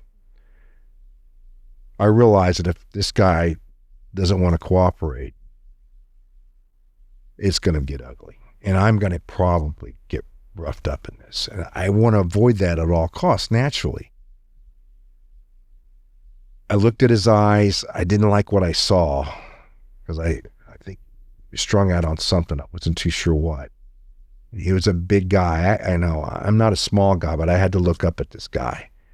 And he was built like a linebacker. By the way, guys, he's over like 6 feet. But he's a big guy. And so, and I'm not a small guy, but and then I had a couple other officers with me. We all would have had a chance taking this guy down. Let me tell you, I don't care how big or how small you are, whether you're male or female. I got a perfect example of a 5'2", 100-pound female that was just, she was just absolutely just so hard to control.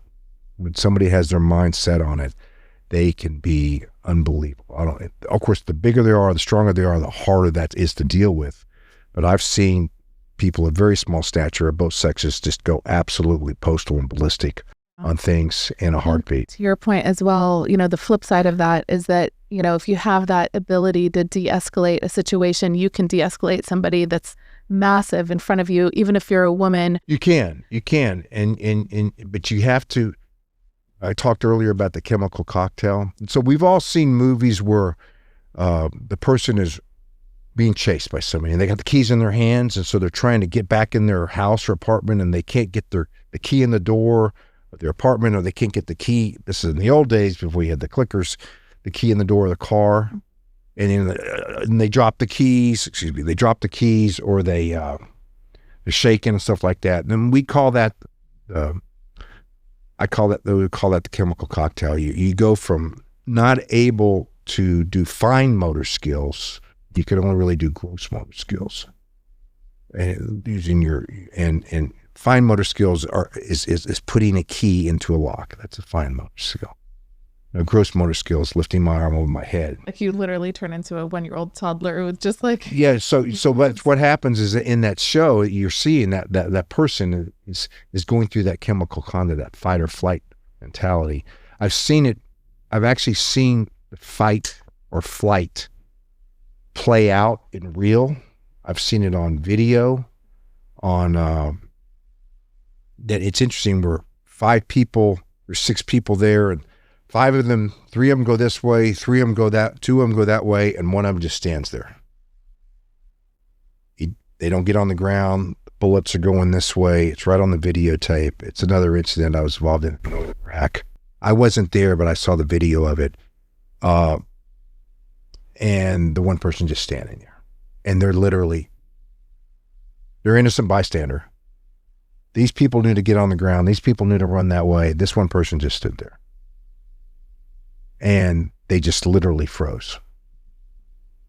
And I didn't know who this person was, but, or their trainer, their back, and they were Americans actually. But you just saw that play out. And so the more training, the more familiarization you get with these potentially dangerous situations, the better you're armed and prepared to deal with them.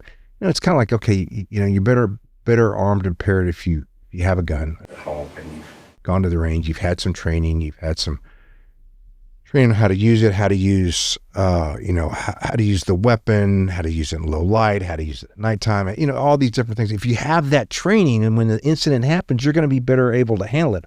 Hopefully. Some people still can't get over that. They'll freeze and the sweaty palms, and your body is going through this, what they call this chemical cocktail. Literally, is chemicals in your body they're going through, and it's getting ready to put you in a position to try to fight or survive or run or whatever that in that situation. And your body's going through that. You're picking that up, and some of it's subconscious. So, you're training at the farm. Do you feel like, you'd be put in that situation so that you can just like override that instinct? It does. The more training, I used to call the more reps you get in something, maybe not the specific thing that you're involved in, but it's close enough, it's going to better prepare you for it. Especially when it's like, okay, I've dealt with something like this before. Now, the gun at the back of the head and the guy telling me I haven't done specifically with something that exact before. But I did know that, okay, I'm going to have to keep my wits about me right here. And I'm going to have to look this guy in the eye like, we're just going to go for a Sunday stroll. And so, and it's in keeping your calm. And also having the confidence that, you have the tools, you have the ability, maybe not your physical abilities, but this is all up here. Extract yourself out of the situation. How do you keep yourself from being a victim of a crime? I always tell people, don't become a victim of a crime by setting yourself up to be one. This is when I was a police officer. And I used to teach this to my daughters. I still do. But when I'm teaching them, it's just like, and it's the old thing. Okay, you're going to come out of the grocery store parking lot. It's nighttime. You had to pick up some groceries on your way home and you're by yourself. Or you're at Walmart. And I used to tell my daughters, I used to quiz my daughters when they were younger. I would quiz them. Have a dad like you. And I would say, first of all, we'd be in the store and I'd stop. And my girls were like 12 and 15 or whatever. I go, where's your out? And my oldest daughter got really good at Allie's going to laugh when she hears this. Goes, there's an exit right over here by the deli counter. I said, right. And I'd say, you start hearing a lot of commotion that's going on in the front. What are you going to do? Get the heck out of there and get by that door and get out to the back of that store and get as far away from here as you can. Get on your phone, call 911, whatever. Where is your out? I can remember we were down at the 4 of us. This is probably, they were teens at the time. Maybe one of them might have been 20. We're at 4th of July and we had stayed down in the district and we're going to go watch the fireworks on 4th of July. Unfortunately, it rained. There's clouds and all we saw was red cloud, blue cloud, white cloud. But anyhow, we didn't get to see much of the fireworks. But we're on our way down. There's a lot of people there. And we're walking down there and I stop my daughters and I say, okay, there's a mass of people coming our way. There's been a bad incident that's happened in the mall. And you see this mass of people coming at us. Where's our out? and say, my daughter goes, we leap over the barricade, we get hunker back over in there, and we head over. I go, nice. That's a good well one. Done. And I said, and that's being a little extreme. I would also talk to him about, you're coming out of Walmart, it's nighttime, by yourself, you don't feel all that comfortable because it's late at night. Stop there at the front and say, can somebody walk me out to my car? One of the Walmart guys will walk you out to your car, or gals, it doesn't matter. I don't be afraid to do that, especially, and I don't want to stereotype some people, but especially, if you're a woman, but even if you're a man, but even if you're a woman and you feel extremely vulnerable, just go to Walmart and say, hey, listen, it's late at night. Can somebody walk me out to my car? They will just leap all over themselves to do that. Or you decide you don't do something that extreme. You come out of the store and you're not on your phone. You're not fumbling around something in your purse. Yeah, have your keys in hand before. So I used to be a thing where you put your keys in your fist and all the keys are sticking out of between your knuckles. So it's a weapon. You're not on your phone. You know where your car is. And then wait. Wait for what, Dad? Wait. Here comes some people. They're all going out to their cars. Now let's go on out to my car. And if you see yourself a hard target, and if you see something goofy, turn around and leave. Turn around and go back in the store. Who cares? Leave the grocery cart there. I don't care. Who cares? Go back inside. So don't make yourself a victim. There's times when you're going to put yourself in vulnerable situations. You got the garage parking lot at night that nobody likes. I don't like them. You're walking through a dark parking lot, maybe an alley or a walkway around your house. You walk in your dog, whatever. There's certain things you can do. But there's a lot of things you can arm yourself when. One, you can identify those areas. Two, you're not on your, nowadays it's even worse. You're not on your freaking phone. Okay. Maybe you have a light. Not necessarily you have to have a weapon, but you have a light. Maybe your weapon is a sound maker. Like about these little things you can make. There's a device that I recommend for all women. It's called Birdie. And it's just like a sound device. No, I have one of those. Yeah. And they're great. It just latches onto your bag. It's loud. It blows your ears away. Just like vigilance and, being the hard target. Like, you can't eliminate the threat, but you can make it so that you're not the easiest. The lame. Absolutely. And then you're not spending a lot of time in your car. Get those groceries in, get out, and get the heck out of there. Lock your doors and get the heck out of there. Don't take a phone call. Don't get in, do this, do that. Have a plan. And you do this enough, it'll build into a routine. And could you become a victim of crime? Absolutely. These are just all little things that are making you less and less of a victim. And they're none of them absolute, and they may not work all the time. Those things are going to happen, but you can make yourself less of a victim, and it is what it is. Have them go rob the next person that comes out of the store or the next car. It is what it is. I mean, you protect number one and do those things where okay, we're not going to mess with her. Let's move on to the lady.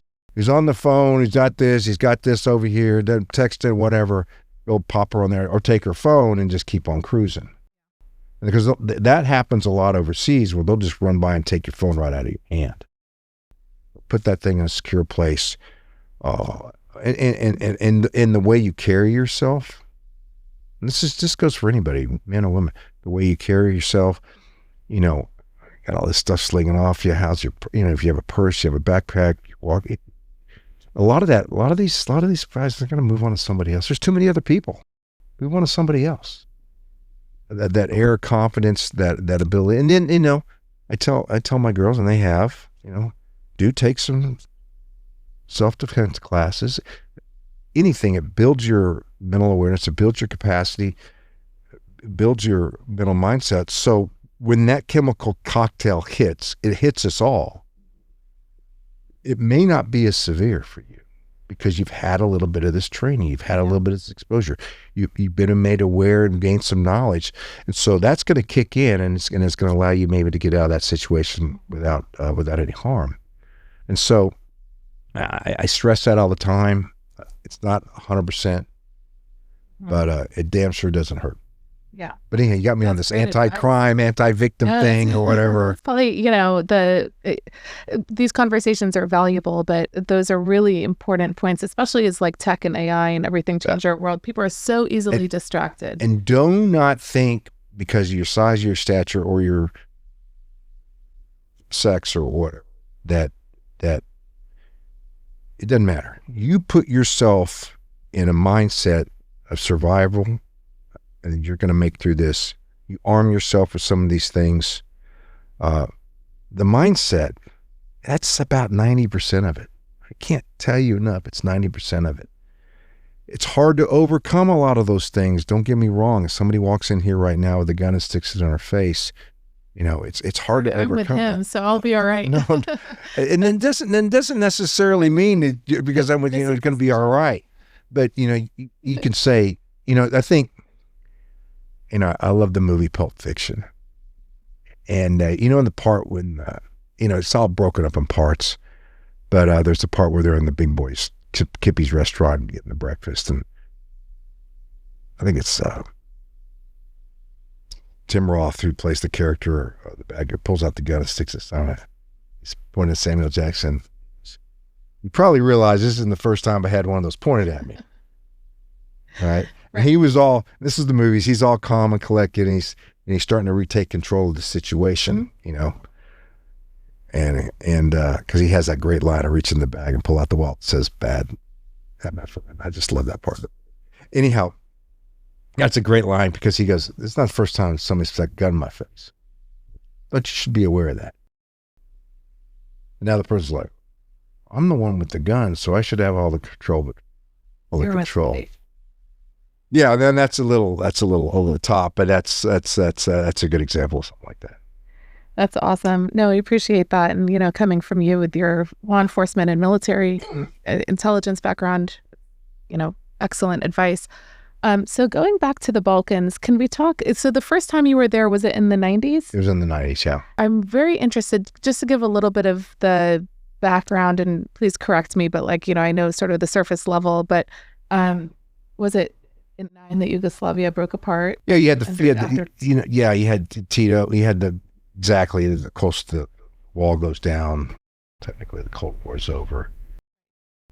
You have all the ethnic cleansing that went on between the Serbs, the Croats, and the Muslims, and they're going after each other pretty viciously. The Yugoslav tragedy. Decades of terror. Neighbors become deadly enemies. Millions lose their homes. More than 100,000 people die.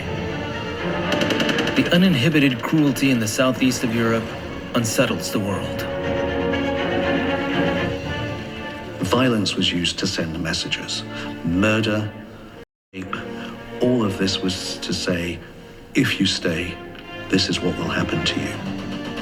The ideological incendiaries are Tudjman and Milosevic, two ruthless nationalists. There's a book out there that I'm pushing this book, and I can't even remember Whatever America Needs to Know About Bosnia and Herzegovina. That was written somewhere in the mid-90s, and it's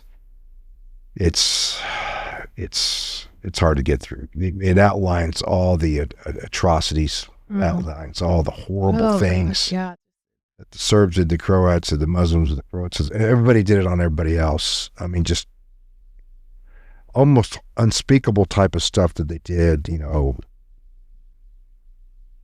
raping somebody's daughter in front of the father. They used to have camps. Yeah, I mean, using that as well. Of course, that happens in Africa also. War. Yeah.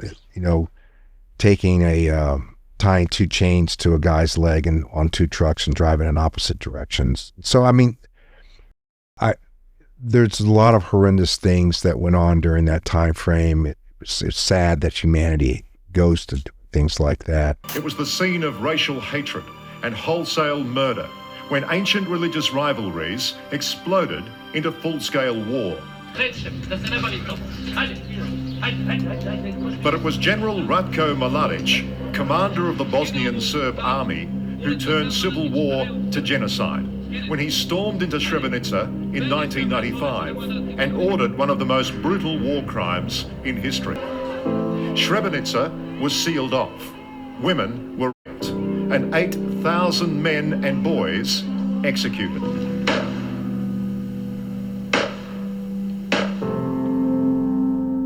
What they intended to do was destroy the population. They took the men and killed them, and they took the boys so they couldn't become men, and they killed them. You go over some parts of Asia, some parts of Eastern Europe, some parts of Africa, you really quickly realize how the world is very tribal. We're tribal. We might use a different term for it. Tribal, tribes, clans, families. Human nature, mankind is weird, and this is just Don Parnell's Sociology 101 here, right? But we all are very tribal, and we're very clannish, and we usually hang with those of our tribe, of our clan, or our family, whatever word you want to use to describe it. You know, Africa was split up on some of the countries along that long lines by the British Empire, just not any concern at all, tribal lines. Yeah. And, you know, you'll still see that today. So that is very much true. It's true here in our society in the United States today, 2026. We are very tribal. It's a very not barbaric, but it's a very bare bones way of saying it. But we do. We do have a tendency of hanging with those that are similar and like us, and in some certain extent like-minded. And so we fester in these little tribes or clans or groups.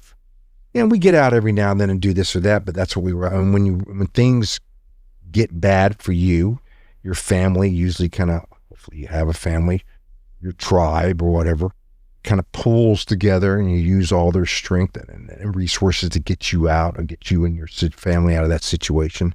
You see that happen every day. It's no different in other parts of the world. Some of those lines can be a little bit more defined. They can have a little bit more emotion involved into it, or even history. But you see, no part of the world escapes that. And you have to have a realization that's just how we are as a human race. So do you feel like, during the days of Tito in Greater Yugoslavia, there was kind of a suppression of... a total suppression, absolutely. So there was no nationalism beyond... They were, that happened, that all came down. They were free, they were ready to go, everybody can do this. Everybody But then they could also seek retribution on those that, I remember when we went and... on those who had done them wrong over the years. Mm-hmm. And then there's a lawlessness period in that thing. I can think about the invasion of Iraq in 2003 when I was part of the invasion. And we get there, and you saw the have-nots going after the haves, the ones that had stuff for the previous 20, 30 in the Saddam regime. And the haves are getting the heck out of Dodge because they knew all the have-nots were in Syria. This constantly repeats itself. Unfortunately, that's how we are as a human race. It is, and in control over that. And you also see the division in this country. Just obviously, you have the divide that we have now in our country when it comes to red states, blue states, Democrat, Republican, whatever it might be, and the passion that's on both sides. And with a lot of this stuff, both sides are right and both sides are wrong. And so that's the case. Well, then where the heck do you stand on all that stuff? And you have the vocal minority and the silent majority, and that's not that. Look at what's happening in just today. In Iran. What's going on in Iran right now? Now I'm just based this off of what I read in the Washington Post in the last 2 days, and that's it, right? So I don't know any more than anybody else, but we've been collectively, the world, with the case of Iran, has been up to this precipice before. I couldn't tell you if it's more or less than something that's happened in some of the revolutions, and trying to have a revolution in Iran. Is the Ayatollah going to fall? Is the regime going to finally fall? What's going to break their back? Their economy's hurting, their currency's completely devalued. What's their energy situation? All these factors playing into it. Of course, what happened to Venezuela plays into that. Where's that all going? And, are we on the precipice of a regime change? I don't know. And maybe it's overblown. Maybe they're reporting it, but it's not really the entire, it's not as bad as what it looks like on TV. I don't know that. I'm not working that topic. I do know there There have been other times where it looked like the regime might actually end up. This looks pretty bad. I might be completely wrong on that, but it doesn't look good for the regime, which is good for the rest of the world. But then again, the proof is in the pudding, and if the regime does fall, what happens next? The whole thing with going down in the snatch of Maduro, the capture of Maduro, very complex operation, very sophisticated operation. Kudos to law enforcement, kudos to JSOC, SOCOM, all the units that did that fantastic planning and execution of that and then the intelligence community, and the military, everything was just fantastic, obviously. He effed around, and he found out. U.S. military forces captured Venezuelan President Nicolas Maduro and his wife during a raid that followed what the president called a large-scale strike in the Venezuelan capital of Caracas. The United States Armed Forces conducted an extraordinary military operation, and it was an assault like people have not seen since World War II. President Trump shared this picture of Maduro on social media with the caption, "Nicolas Maduro on board the USS Iwo Jima." Attorney General Pam Bondi has said that Maduro and Flores have now been indicted in the Southern District of New York, and Maduro is being charged with narco-terrorism conspiracy, among other charges. In total, more than 150 aircraft, bombers, fighters, intelligence, reconnaissance, surveillance, rotary wing were in the air last night. As the force began to approach Caracas, the Joint Air Component began dismantling and disabling the air defense systems in Venezuela. I don't know anything more than anybody else that's listening to this. I just what I read in the newspapers. But to a certain extent, as complex and as difficult as the Maduro operation was or was, that's kind of the easy part.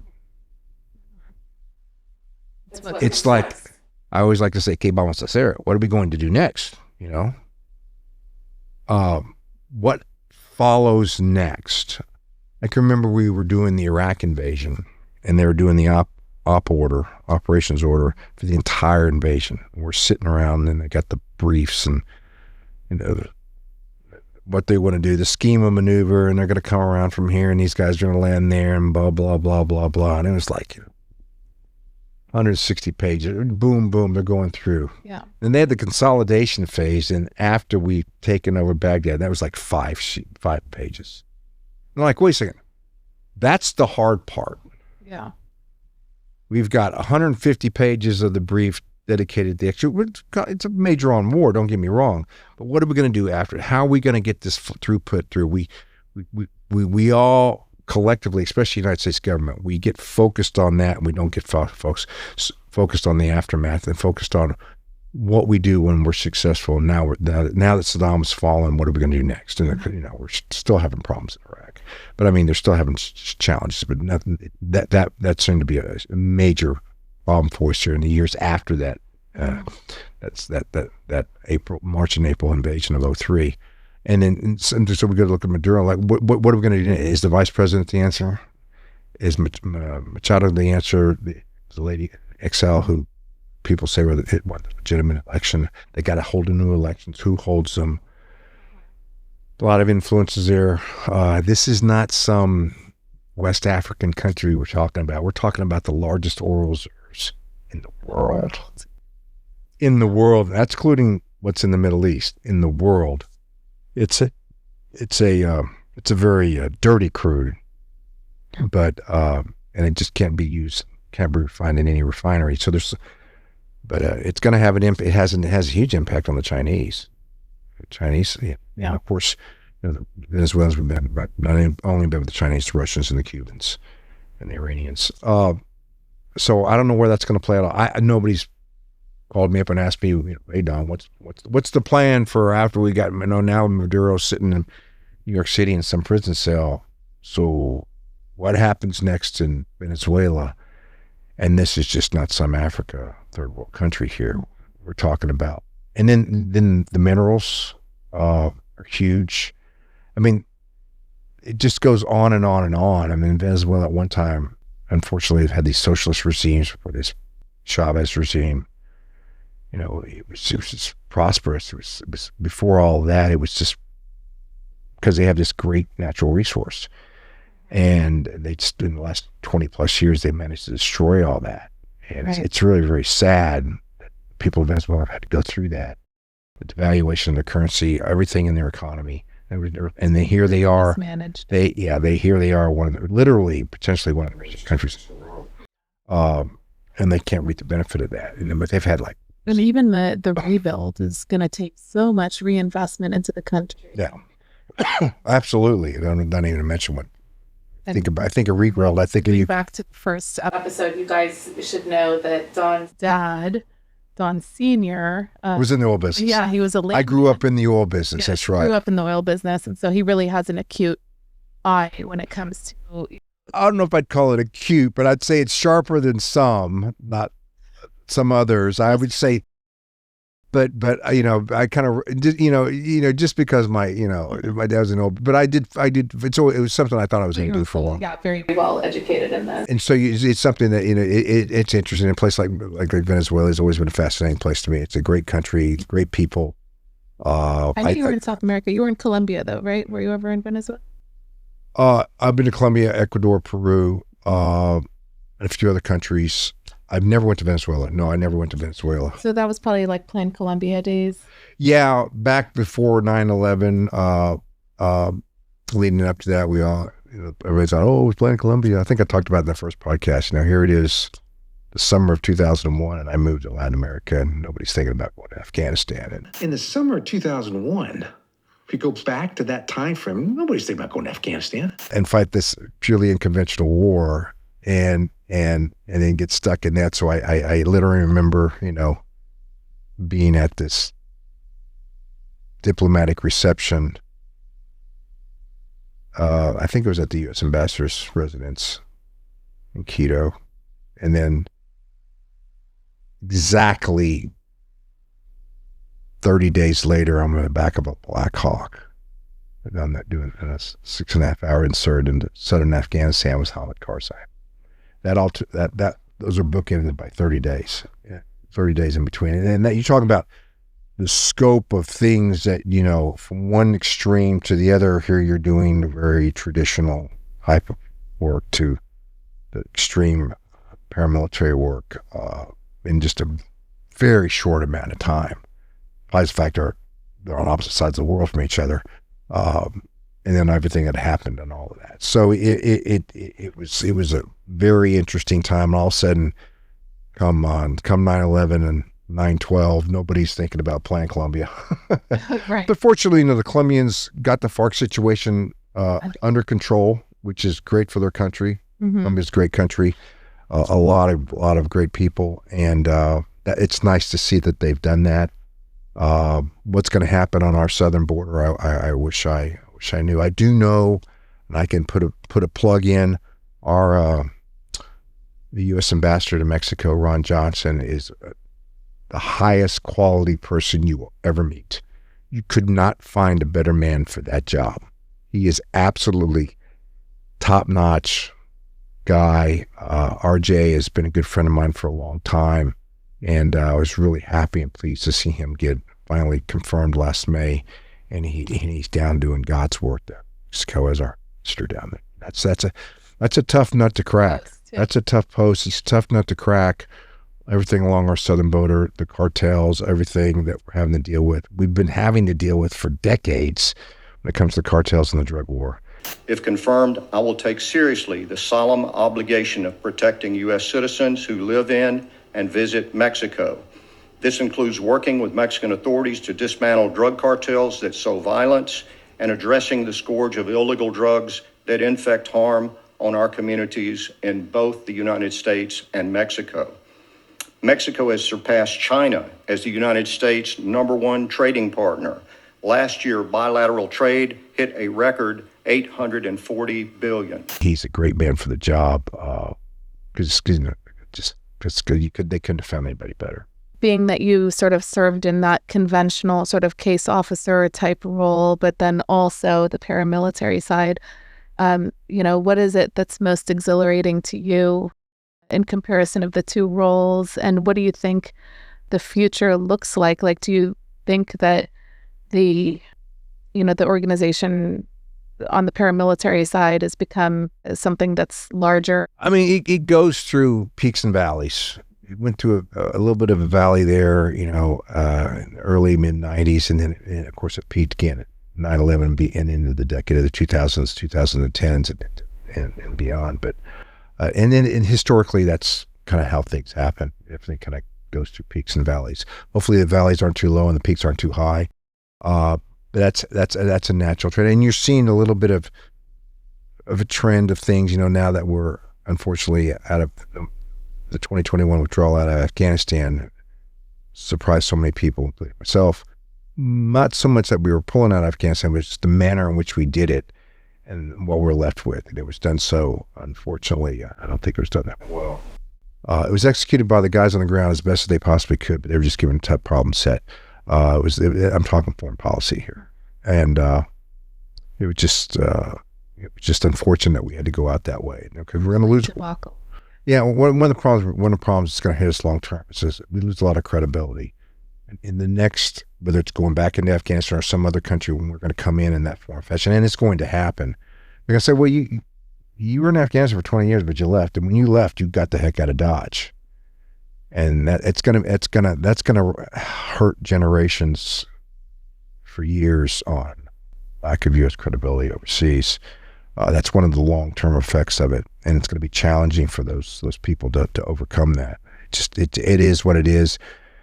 You could say something similar we dealt with when we pulled out of Vietnam. So these things are cyclic. World according to me, nobody else. We collectively are not very good. We don't learn from our lessons learned from past events. We don't learn very well. And we have a tendency of repeating a lot of the same mistakes over and over and over again. I don't know when that cycle is going to stop. It hasn't necessarily stopped yet. Well, up to 2021, we just don't learn from our lessons.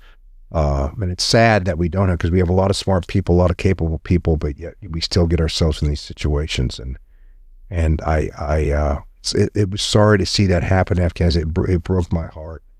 I had a little bit more invested in that country than others. You want that person's injury or death to mean something. And our politicians don't understand that. And that's why August 2021 and the Biden administration is still very, very sore in my craw, because it wasn't just about how we did it, the debacle. It's about exactly what I just said. And that is, we want the people that sacrifice the most to mean something. And you showed me it doesn't mean anything. And I can't accept that as an American. I didn't have any problems with us reducing what we had in there. I'd actually written an article on this, on how we needed to. Okay, we got to eventually get out of Afghanistan. It's going to be a protracted, phased event. We maintain our presence in Kabul, our diplomatic presence in Kabul. We maintain a small presence in Bagram, and we still have the ability to, what I say, cut the head off the snake in the region, because it was more than just Afghanistan; it's that whole region. And unfortunately, it was just done in a manner that was less than optimal, as I like to call it. So. What are the challenges for someone like yourself that was on the ground, and you have that firsthand account, and you were able to see and report back what you're seeing as a ground truth? It must be so challenging when, policy could shift overnight. Yeah. I'm sure you've been through it personally, but, I just think of the whole organization as a whole, people that are on the ground that see the truth, and then it's just like, bam, okay, this is what it's like, because of a policymaker decision. Yeah, for some reason, and you both are in Afghanistan first, as many, visits we get from CODELs, government officials, multiple visits for a lot of this. it just never really, they never really got the understanding of really what it was like while we were facing Afghanistan. That was my impression at the time. There's some that did. It just never got translated back in Washington. This is regardless of who was president at the time, because we went to a number of presidents then. And it's easy to pay 20/20 hindsight on some of that stuff, but we were some of the stuff we were saying at the time. I can remember, when we went into Iraq and being part of this whole thing, and we're sitting in Kuwait, and we're doing what we got to do, and we're going to go in this way, and like, I kind of showed up late to the party because I didn't think I was going to do the Iraq invasion, but I got called in to help out, and so do our little part with our little team. I'm like, what the hell are we doing here again? Right. I just came from Afghanistan, and this was legit. Late. This is February, March of 2003, and so we're still kind of in the early days of Afghanistan. We hadn't, and very much so, and still trying to figure out what we were going to do there and how we were doing it, and we're getting our feet on the ground, and then all of a sudden we suck all these resources over to Iraq. This didn't have anything to do with 9/11. Saddam didn't anything. What the heck are we doing here? I was just a soldier then. I was just I call myself so. I was just just following orders and do what we had to do. And so we did what we had to do. But in the back of your head, you're thinking that, and then you get in there and we get set up, and we're, it's now late in the fall, winter of 2003, and you can feel this insurgency taking place. But that was a bad word to use. We didn't want to use the word insurgency. It wasn't for me to use that word. I was told, so-called experts needed to use that. You can't call it that. You can't diagnose. You can't call it. I'm like, well, why don't you get some of those freaking experts out here with me? Yeah. And we'll see what the hell they got to say. Suck up a couple RPGs and mortar rounds, and then you tell me what you think of this. This is not some sort of insurgency. This one was very personal to me. There was an RPG, and there was another RPG. I can still remember the round hitting the front dashboard. Whack.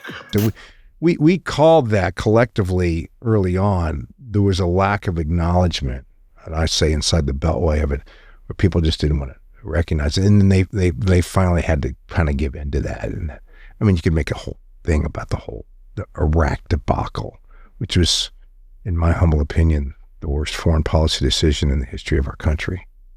And now the repercussions of that have spilled over to the entire region. And anyways, as they will for decades, and that's not going away. We're still in Iraq. Yeah. But also, this happened going back to the Balkans. You let these vicious leaders, the Saddams and the Titos of the world, stuff like that, they go away, and then everybody breaks loose, and now they got their freedom, and now everybody's fighting each other. And so, you saw that happen at the end of the Cold War. We saw that happen in Iraq, and things actually get more violent. I hope that doesn't happen in Venezuela. So, where does all that go, and where does that take us? I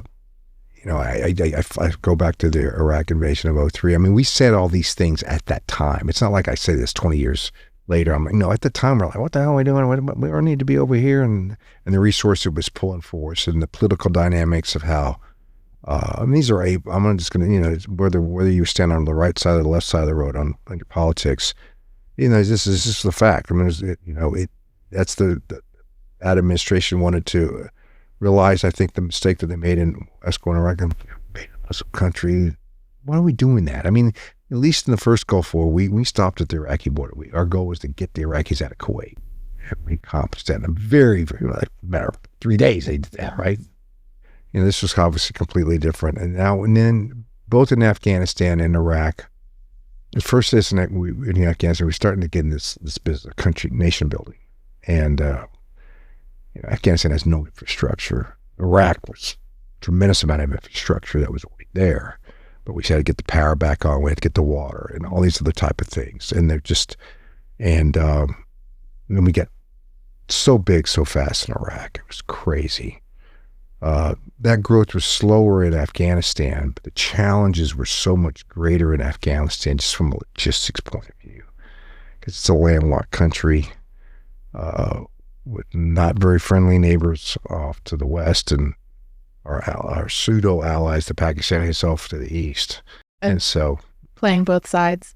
playing both sides. But that wouldn't have been the first time, just to go back to the Balkans, just because it's such an important time in history that you were involved in. I think of some of the countries in that area that had, U.S. interests that they welcomed over there. But then at the same time, you might run into Quds Force. Oh, yeah. And, it wasn't just like, oh, here's a weapons, transfer or something. It was like full on allegiance to the Iranians. And, I'd love if you could maybe give a view of what it was like dealing with so many of the other elements within that area beyond just your actual mission, what you were there for. Balkans East, you had an area that was controlled by the Russians. That was designated by ISAF, the International Security Assistance Force, I think it was called. Am I getting my wars mixed? No, that was at Iraq. I'm getting my wars mixed up. They called it something in Bosnia. I can't remember. What's it called, ISAF? Maybe that was Iraq. Anyhow, it's called something in Bosnia. So they had a British sector and then the Russian sector and Italian sector, U.S. sector, and they would meet. So there were times when you would drive through the Russian sector, and this is just right after, not too long after. Yeah. This is just within a decade of after the end of the Cold War. And if you were a declared officer there, then you're going to obviously be followed and surveilled. Well, sometimes, that's true. But you might be declared to the host nation service, but that's it. But is it? But then you have to go through the assumption that, they telling these guys are telling these guys, and then you have to kind of go through that assessment that might be the case. You go forward with it. You may not know for a fact, or you might know that they told them, but you not everybody is declared, but you have to go with the fact of that and build that into your calculus as you're going to do something. Sorry to cut you off, but did the possibility of threat of being kidnapped by a foreign element ever cross your mind when you were there? I think of Buckley and Beirut. Yeah, those were all, at the time, this was all pre 9/11. So were these things areas of concern? That one about thought of being kidnapped, that wasn't a big worry for me. That doesn't mean it wasn't there. I was probably just too dumb to know the difference, to tell you the truth, too naive, too young. But that part, not so much. When I was a special agent with the State Department in the 1980s, I was assigned to work on the hostages that were kidnapped in Lebanon by Hezbollah. And one of the key drivers behind our efforts was the kidnapping of a CIA station chief by the name of William Buckley. And I've always wanted to tell his story because this is a hero who died for his country.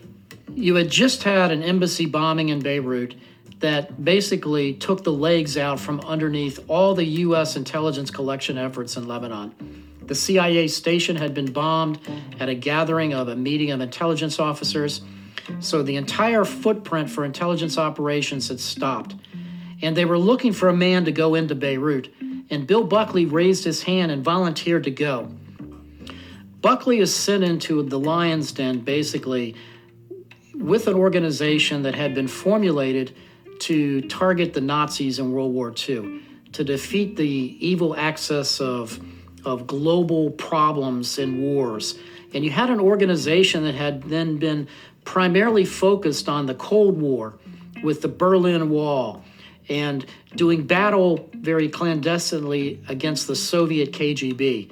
So then you had this organization in the 80s that were now thrown into the midst of all this global terror in Beirut. And Buckley is the man that goes into Lebanon to try to rebuild the CIA's network during this time period. And they were still operating under kind of a Cold War principle, and yet they were dealing with these ruthless thugs and killers that were using the gun and the bomb to kill Americans. Beirut Rules is a true story of William Buckley, the only CIA chief of station that's ever been kidnapped and murdered by a foreign terrorist organization. But it was a different time. It was, but Buckley, different operating environment in the Middle East. Definitely horrible story. horrible outcome in that one. No, that wasn't so much. You just saw this. The Russians are now there, and they used to be the enemy forever and for so long. The big red bear, and now they're like, okay, we're going to go to the Russian sector, and they're going to make. It's just kind of weird. And then, I remember when bouncing around a little bit here in Kabul, ISAF. I know it reminds me of Syria right now. Yeah, ISAF I think that was an Afghan term. I can't remember what we called it in Bosnia. It's escaping me. I can see the little placard. I put it on my finger. I can't remember what we called it.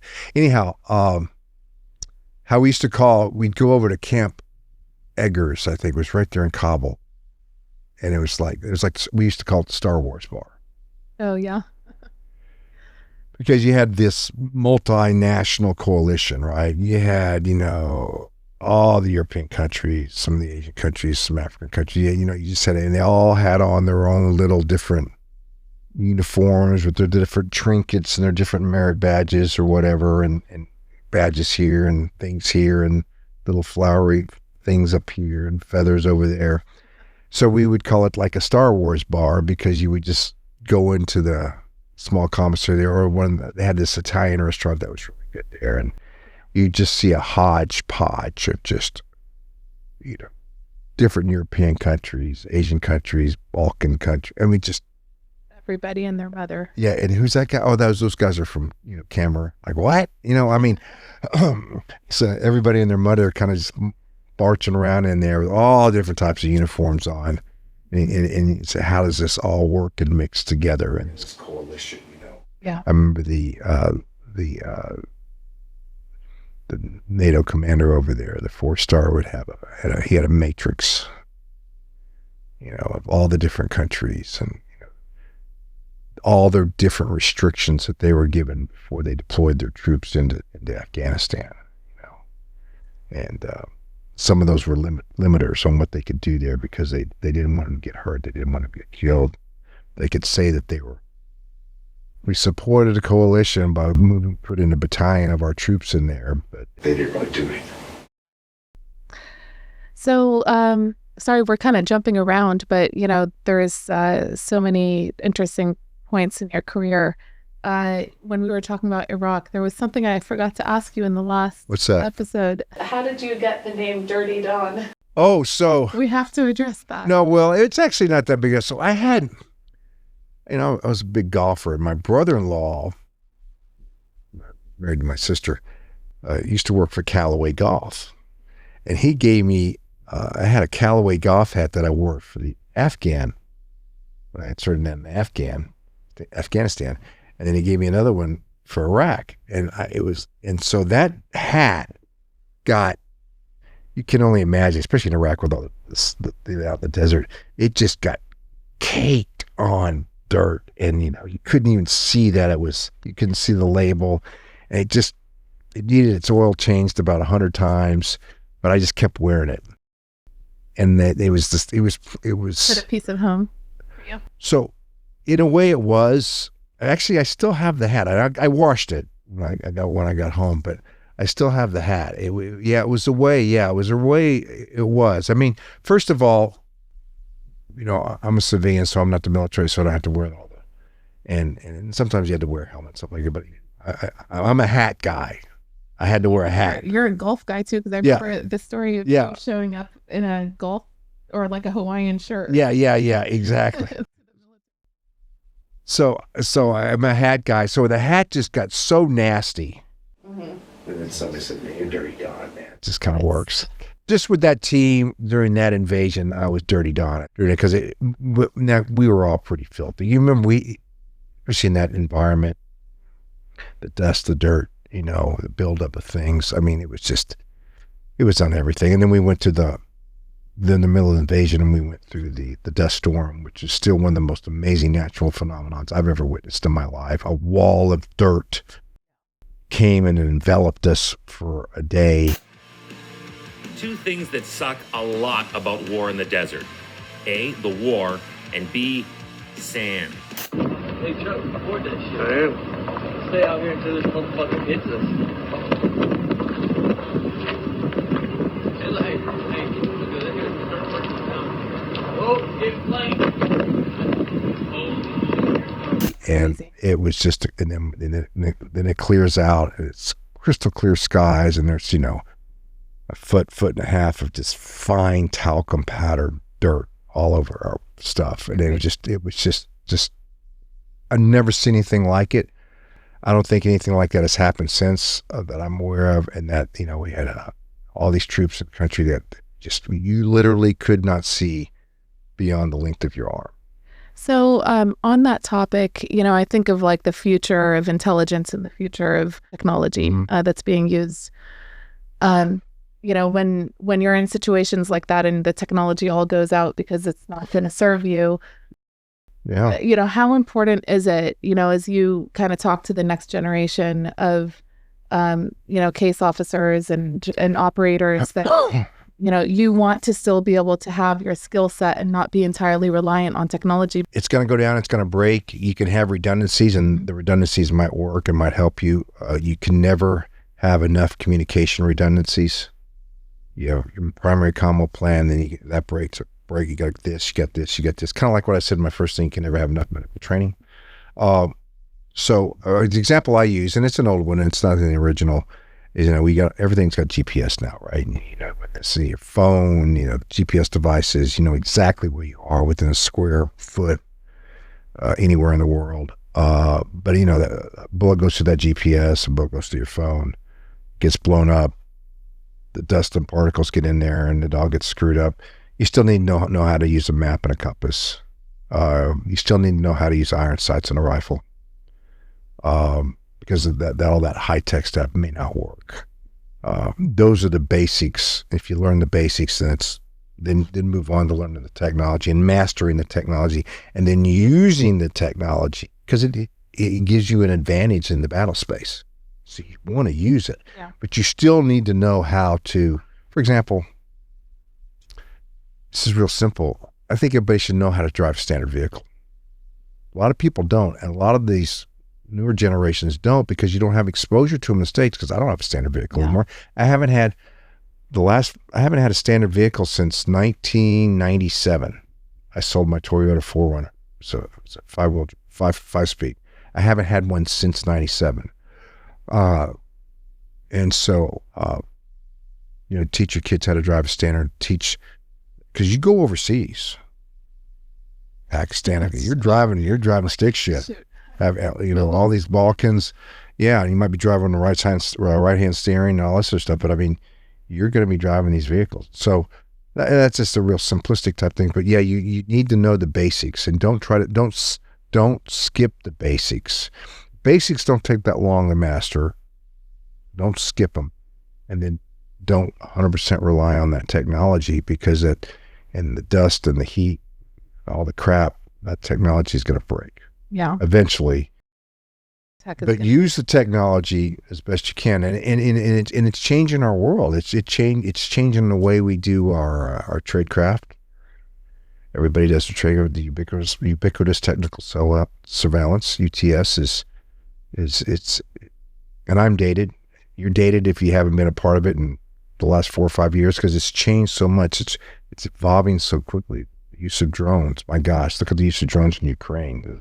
The leading edge of drone technology is in Ukraine, and and how they've been weaponized and how they can use for different reconnaissance assets.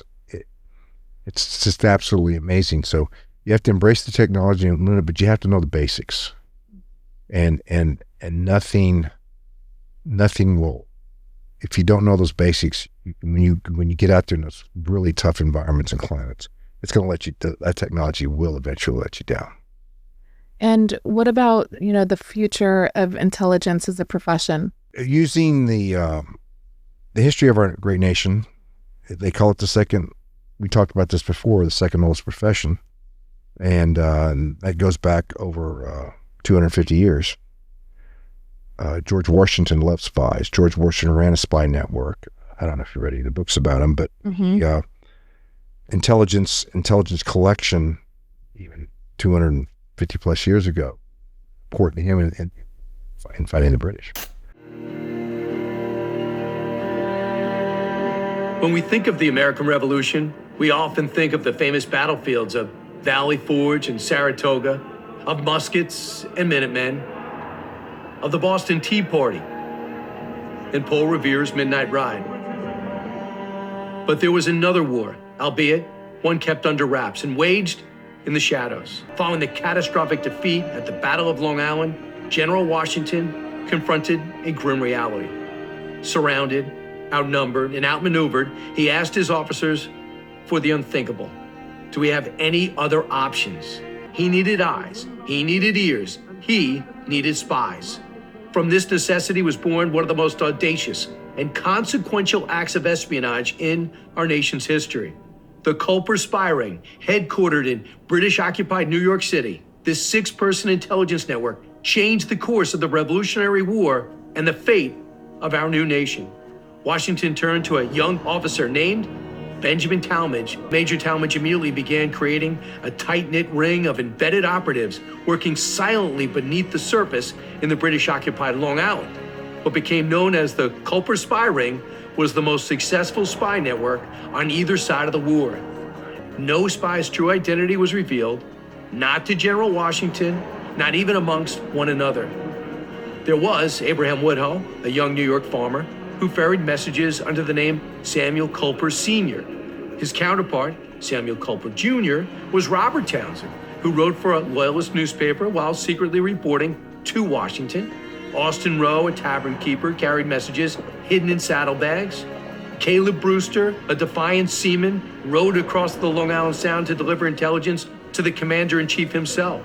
Among the company of double agents, there was also a woman, her identity still unknown, codenamed Agent 355, a lady shrouded in mystery. The heroes of the Culper spy ring operated undercover, without recognition, without reward, and at immense personal risk.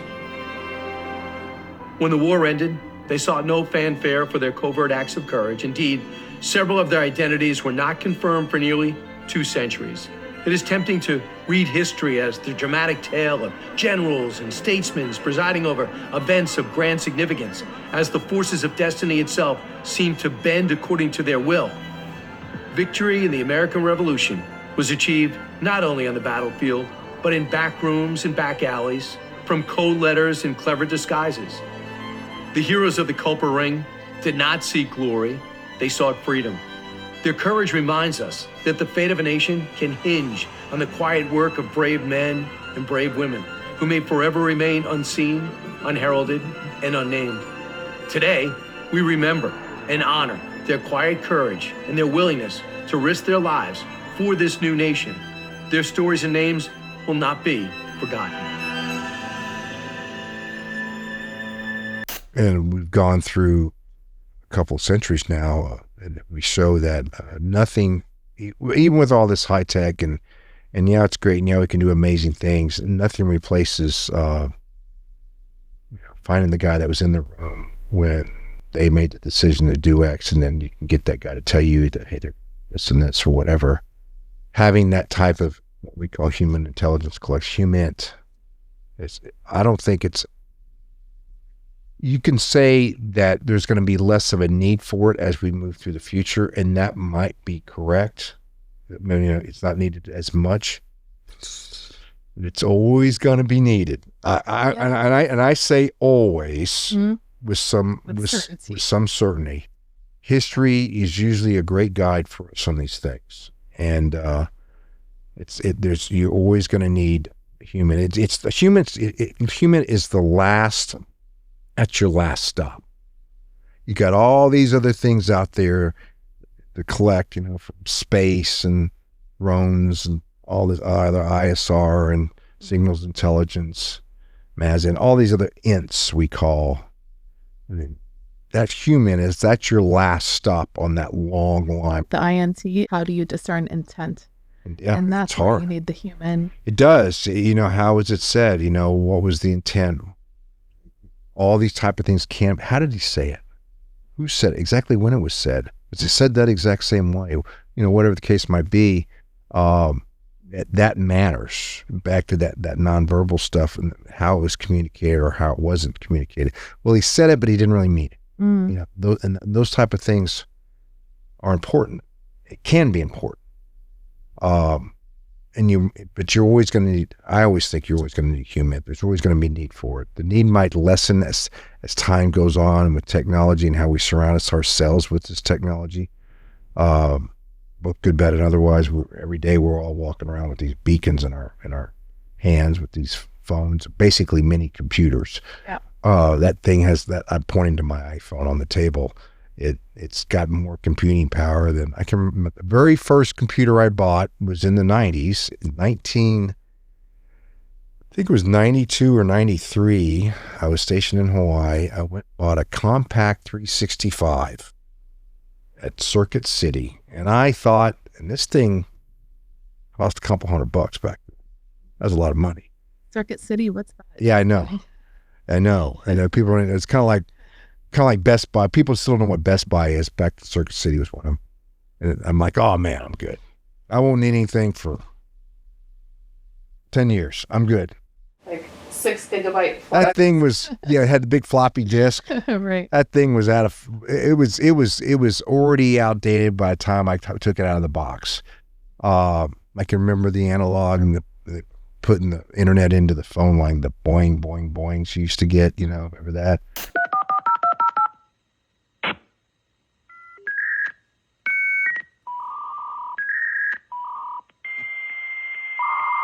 Every day, America Online is making it easier for people to live, work, and play. Hey, Dan, ready for the game? I'm just finishing up here with my new kayaking friends. Kayaking friends on your computer? Yeah, I just got America Online. Sounds great. Listen, I can't go to the game today. What? I've got to send something for my mom's birthday. It's tomorrow. I'll then book plane tickets for our trip next week, and my kids got to go to the library to look up dinosaurs. Hey, we can take care of all that before we go. Yeah, right. Oh, with America Online. Email? What's email? What's this email stuff? I mean, some of the older generation, myself, out there, that they can relate to that. Society absorbs technology fairly slowly, but it's the advances in technology that have happened, at least in the last 10 or 15 years, it's had to happen a little bit quicker. Incredible. So just think what it's going to be like 25 years from now. Yeah. Or 50 years from now, when my grandkids are talking to their grandkids saying, oh, I remember when you used to carry an iPhone. So on the topic of your grandkids, like I grew up in that generation, that it was sort of the end of an era where we didn't have the internet. And there was the introduction of the internet. And I'm sure your daughters are probably much younger than me, but the idea was that, I still remember the 80s, and what it was like before the internet in the 90s. And now your grandkids, my kids, are at that point in history where they're the last generation to experience the world before AI. And we're talking AI, and I'm no expert on AI, but that's true. I remember asking my daughter, my oldest daughter, had she ever used a rotary phone? And she said, yeah, Dad, there was a time when I was over at a friend's house, blah, blah, blah, blah, and it was like an antique piece, but it still worked. I remember vividly, because, that my grandparents' house in Tulsa, Oklahoma, they had the old 5-digit phone numbers, they would come, it would be a name of an area followed by 5 numbers. Barrington 5609 or something like that, 56509 or whatever it was. That's how they said the phone numbers. And they had an old rotary dial phone in the hallway in a little cubby. Why would they put the hallway in the cubby? And they would try to get it long, and they'd pull the phone into the next bedroom so you could talk on private, and you get answer the phone, and the old rotary dial phone. So that's one. My kids, my oldest daughter's 31. She's never used a rotary dial phone, really. There's that hilarious, I think it was a Seinfeld episode where, she calls up and is like, you've won $1 million, press 9 to claim. And she has a rotary. Fine. She doesn't know how to, freeze up Generation Z or Gen X or whatever. They don't know how to do it.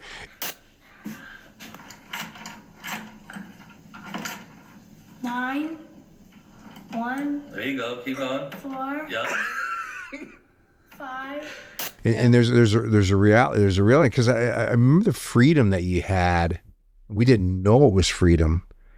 When I went to high school in the 70s, graduated in 79, and then into the 80s. The first time I ever had a cellular phone, I had the brick phone. It was 1994. And my brother-in-law had gotten one, and he was getting a newer phone, and he said, "Hey, Don, you can have this one."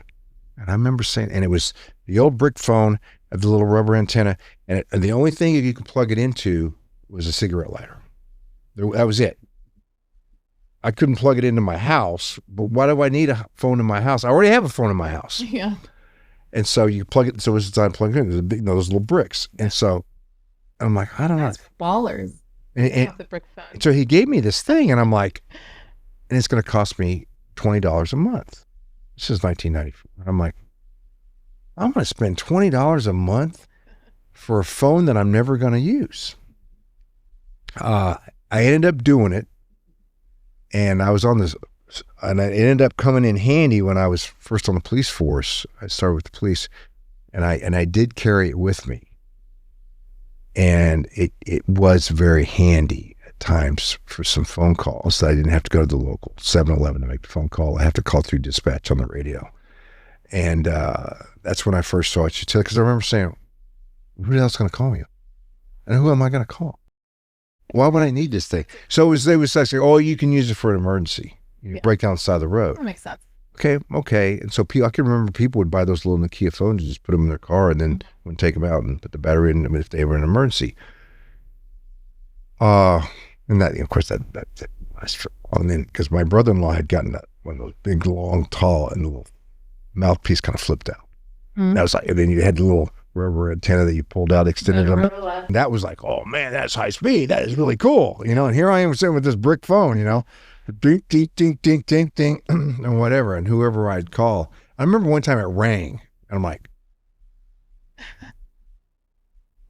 what do I hit? It's ring, because all I ever used the brick phone. I would make the call, and I would call, but if I had to call and tell my wife something, it would be very frustrating.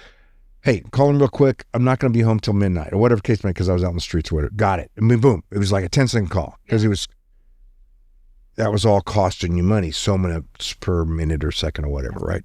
And so it was really quick, and nobody ever called me. And when it did ring, I'm like, okay, who's calling me? And do I want to pick it up? And if I pick it up, it's going to cost me money.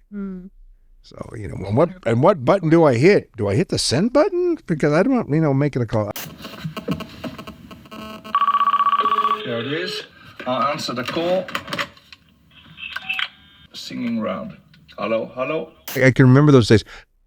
And you think about that technology, and of course how the advances that we made just in the last 30 years or 40 years, it's unbelievable. I mean, I don't know how I got through life without the GPS on my phone to get me and the speed at which it's compounding too. It's just, it'll be interesting to see, the next generation, how they deal with, much like, we talk about like electronic surveillance and like my generation, right? It was just kind of like, okay, well, there's this whole new capability. Yeah. Well, now the capabilities with facial recognition and AI and blah, blah, blah. Yeah. And not to mention, generating images.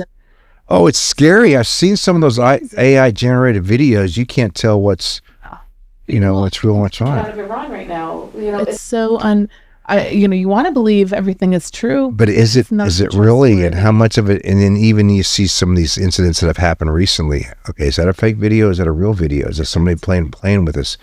I'll be the first to tell you, I have the ChatGPT app on my iPhone, and I do use it, and I have to admit, it's handy. It's not absolute, it's not perfect, but I'll have these running conversation with ChatGPT during the whole day about a certain topic or some abstract thing I asked it or whatever, who was the king in Hungary in whatever. And we'll have this running conversation, and according to ChatGPT says it's this. Yeah. And so do you remember having to do the whole, go to the library and where's the card catalog and the Dewey Decimal System, and had those now half the world doesn't know what wouldn't even know how to do it, and in the palm of our hand, you potentially have the answer to every question you could possibly ever ask. Think about now you get to enjoy these luxuries of, ease of access of information, because between ChatGPT on your phone and a smartwatch in place of your Well, I do have a normally I have a small. I didn't wear it tonight. My battery, it's getting old because I've had it for. I got it when I retired. Me of all people having a smartwatch. But now you have like the access of information at your fingertips. Yeah, I know how far did my wife and I go on a walk, or how far did I do this, or I mean, what was my heart rate? I mean, all that stuff is kind of nice. It's kind of nice to have. I think you should be wearing the Breitling, but or. Oh yeah, the Breitling. This is the bull. So the Breitling was my 20th anniversary gift. This was my 30th anniversary gift. Awesome. Of course, we're coming up on the big 4-0 here in 4 weeks. Nice. Few weeks. So, yeah, there's something. Just mark those. I can't remember all the other ones. I was gone for a lot of them years. But it's back to the phones. It actually, and we've all become slaves to these things. So that's had a huge impact in the intelligence world. How we do our stuff, our tradecraft, the tradecraft of our opponents, our adversaries out there. And its impact. It's huge. I could do a whole other podcast on just the impacts of the cell phone or the smartphone as we know it today, and how much we've relied on it, and at times we've relied on it too much. And of course, a lot of people don't realize it, but maybe they do. But that phone every 6 or 7 seconds is sending out a signal. Next tower, here I am. The tower's saying, I don't have anything. I know you're there. Okay, I do have something. Here's some emails. Yeah. Here's a text message. It's like digital handshakes. And he's just constantly doing these digital handshakes, and it's going on 365, 24/7, in a 360-degree pattern. Everything's going on around you, and it happens. The world a safer place. You could say it makes the world a safer place. In other respects, you could say trade-off. You could make the world a more dangerous place because, you have so much information, where other people are at, where other things are at. And some of this technology, especially the more advanced technology, is not hard to get your hands on or is commercially available. It can be used against you. Right. So, yeah, of course, from a safety perspective, stereotypical, the high school student would call their parents and say they're stuck here or whatever, or there's a bad guy following me or whatever. And then that's great as a communications device. Yes. And then, of course, it's used now is the video phone, the video, everybody's taking video of everything. Everybody's going to take pictures of everybody. Like it's some sort of like, I'm taking a picture of you filming you doing this, like, okay, whatever, but this is all on record. Everything's recorded, whether it's on a phone, whether it's on a CCTV somewhere. Yeah, there's no more privacy. And that's you have zero privacy. You have less of the way privacy. that you used to be able to just go out and be unreachable when you were a kid. Yeah. That's sort of over. And then now, our kids' generation is just like the days of privacy are over. They are. There are times I do a fishing trip to West Virginia. My buddy Brad, and we go off grid. And it's not because we're forced to go off grid. It's because when we go over the mountains into West Virginia and get to a certain part, gone. No more cell service. And you have to drive back up the road into the next town. You might get a little bit of cell service, or you drive over by this restaurant at the next town and they have Wi-Fi. You can pull in the parking lot. You might be able to grab a Wi-Fi signal. You should take Starlink with you. So Starlink's amazing. And I don't work for Starlink. Well, a buddy of mine has a yurt actually, in Shenandoah. And he last year got Hughes Link or whatever that is, one of those internet satellite things. Yeah. Man, go out to his place. He's got better internet than what I get right here in my neighborhood, because my internet here sucks because everybody's using it at the same time, especially at night between the hours of like 6 and 9 p.m. My internet sucks. Out there, it's just booming because there's nobody else on it. I think HughesNet. And you can be connected anywhere in the world, which is a great thing in some regards. Some other kinds, maybe not. And then we just built a whole reliance on this thing. But I do say, in the positive things, you have, how many text messages we all receive a day from different people, different groups of people, or in group text. It kind of keeps us better in communication. I definitely communicate a lot more with my kids, my family, that I normally wouldn't do when you had to go pick up a phone. and actually have a conversation. Now I'm constantly texting with people that I normally would never do that with. And I wouldn't call them every day, but yet I'll text with them 2 or 3 times a week. So it does change it from that perspective, but it also allows us to be social introverts. There was an interesting article in the Post about how the Gen Zers, is that the recent one that's come out?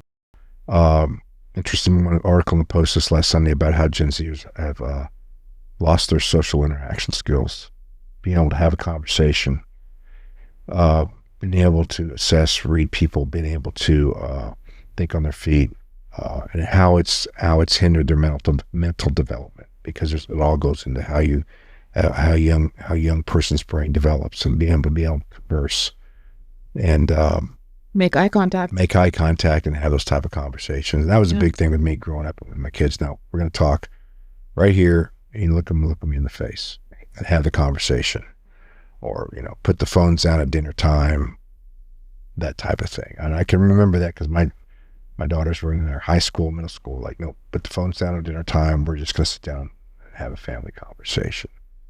No cell, the whole thing. And a lot of families do that. Good for them. No cell phones at the dinner table. Let's talk, converse. There's Joe's Restaurant. It says, he has a sign that says, "We don't have Wi-Fi, talk to each other." Nice. Yeah. And of course you have cell service there, so it doesn't matter. But the point being is just enjoy a good dinner conversation. Dinner conversation and staff, because there's nothing more, you sit down with somebody, and my wife and I have both done this. And you're on your phone. And we're like, okay, how about talking to the people at the table? So there's a lot that we still need to do in that, especially with our younger generation, and I make sure that they understand the basics before they rely on the technology, like we talk about. I can't stress that enough. I really can't stress that enough. It's like the basics of, I can remember you have your weapon, forward or your sidearm. Not only do you know how to take it apart and put it together, now do it with your eyes closed. With your eyes closed or your blindfold on. And then keep doing it. And then get it to the point. Now, when you do have to take that weapon apart real quickly because you have serious malfunction or a jam or something, and you're in the middle of a firefight in Iraq or whatever, and it's all dusty and nasty, it's going to be a hell of a lot easier. Yeah. It's like second nature. It's just like second nature, yeah. So last time when we were on the podcast, you talked about Mo. Mo. Started to. But I really want to be able to index that. Yeah, so I talked about him first of all in the first podcast as the bravest man I ever met. Yeah. Karzai was the second bravest man. Yeah. And of course I kind of, I kind of set that up when I was talking about Karzai. Oh, he's the second bravest man I met in my life. Naturally, he's going to fall out. Okay, who's the first bravest man? Mo's no longer with us. And it's been years, but he was just, I knew him for a short period of time. He volunteered. He wrote a note and he handed it to somebody, and that note ended up, when I was deployed downrange somewhere, that note ended up in my lap, and it said, "My name is so-and-so, I want to help."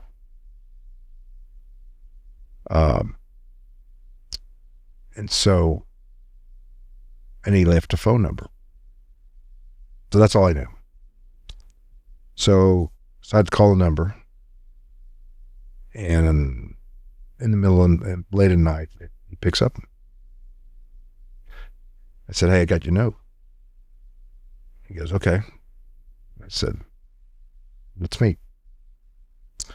So he agrees to do so, and I had some instructions for him. Now, we're in some godforsaken place, kind of out in the middle of nowhere. So I said, I knew he lived in a certain area. I think I confirmed it with him. You live here, right? And he goes, "Yeah, in this town or whatever." I said, "Okay, I want you to take the road to so-and-so, and you're going to see a signal. Give me a description of your car." So he does that. Gives me a few other things. description of him, which wasn't all that helpful because they were all sick. But anyhow. And I said, I want you to leave at 9 a.m. or whatever time it was. So now I can kind of calculate roughly, okay, he's going to leave. If he's in this general area, he's going to take this road. He's going to take the road to so-and-so, and he's going to see a signal. He goes, what's the signal? I said, you'll know it when you see it. Boom, that was it. See you in 2 days, blah, blah, blah. So that's all we know. And you're going, why are you chasing this guy around? I mean, why? I mean, you don't get volunteers every day. And this was early days. No, real early days.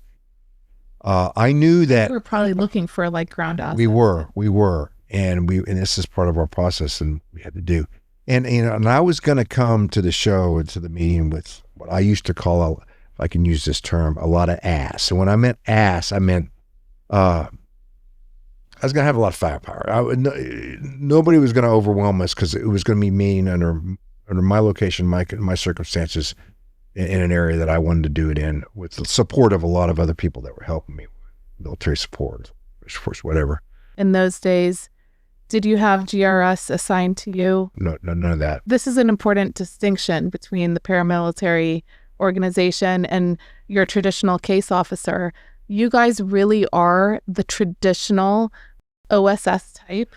I could say in a way, it's kind of what we are getting paid to do. To get out there in those austere, dangerous environments. Wild Bill Donovan, the father of American intelligence who reshaped modern warfare, leading the Office of Strategic Services, or OSS, the precursor to the CIA. His mission? Create a secret network of spies and saboteurs to take on the Axis powers. Donovan revolutionized intelligence, turning it into a powerful weapon, gathering critical intel and pulling off daring sabotage missions deep behind enemy lines. Donovan's legacy lives on in today's CIA, changing how the U.S. wins wars. So we get out there, and I'm on the side of the road with a partner of mine. I have people in Overwatch positions. There's a vehicle on the other side of the berm that we're stopped off on the side of the road. We're in what it looked like a local looking vehicle, all broke down and everything that we were using. I'm all dressed up in my garb. And at about the time at which we anticipated, would give or take a 3 or 4 minute window, here comes his vehicle, a vehicle matching his description. And there's nobody out here. This is not a place, they were out in the middle, very isolated, so you're not going to get a lot of traffic. And we didn't. So the vehicle matching his description starts making the approach, and he's a pretty good ways away because we can see a while. And there's other stuff out there to support me that's fairly significant, so I'm not overly concerned. But you can only go so far. So I remember as the vehicle's making approach and he's starting to slow down, and you get to that point where the point of no return. I'm sitting on the side of the road. I got my hood up. My buddy's with me. We're all duded up and everything. And it's making the approach, and he gets to that, 50 feet, 25 feet, 10 feet, 5 feet. It pulls up, and I say to myself, if it happens, I'll probably never know it happens. So if he clacks himself off, or it's a V-bed and I'm being set up here, I knew nothing more than this. Yeah. What I have going for me is I'll probably never know it happens. And so it's absolutely ridiculously crazy, and so some people are probably stupid to say this, that actually gave me some peace. Because 1 minute I'll be here, 1 second I'll be here, and the next second I'll be vaporized.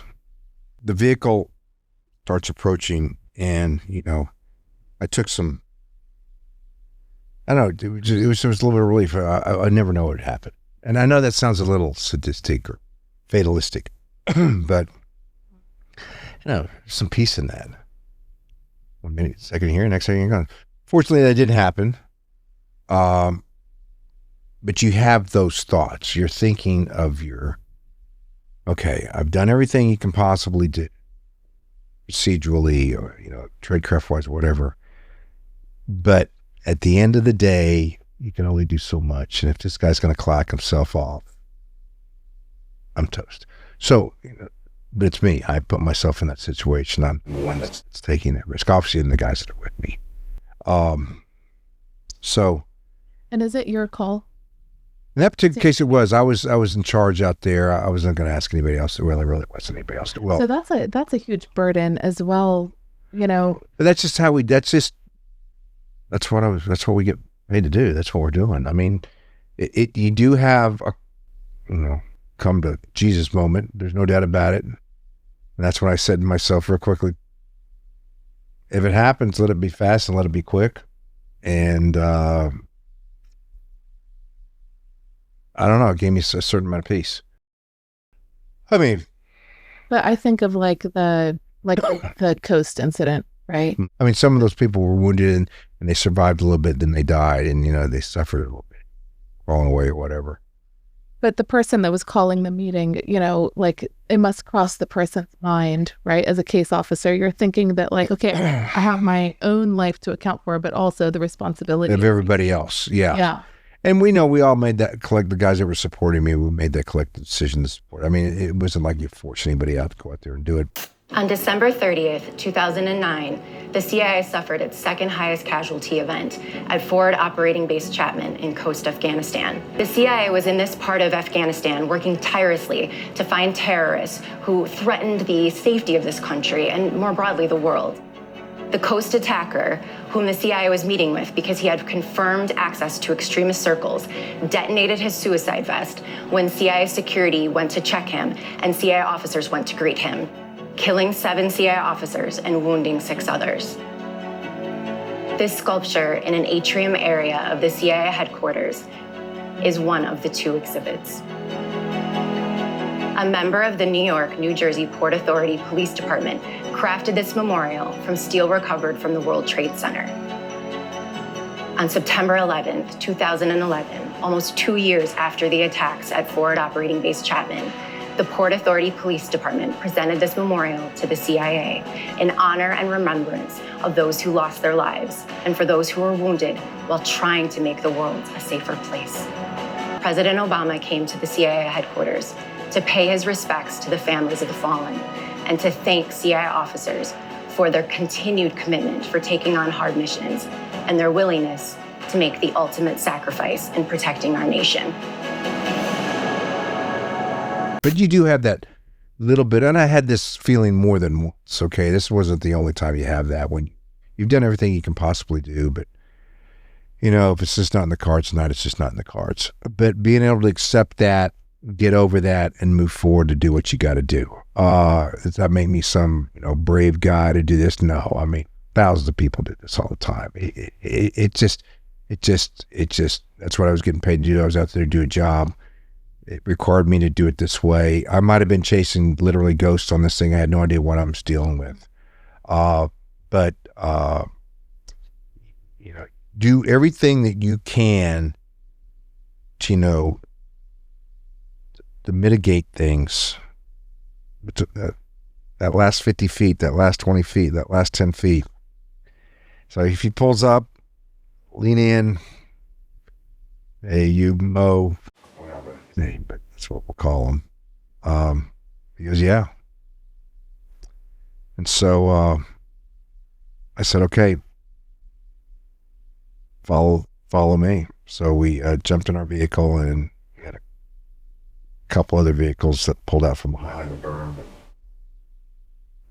We went out to what I would call a strong point, a secure position that we had already locked down out in the middle of nowhere. And we proceeded to search him, search the vehicle, and have a meeting. And that led to a very fruitful relationship. This wasn't over a long period of time, but for a number of months.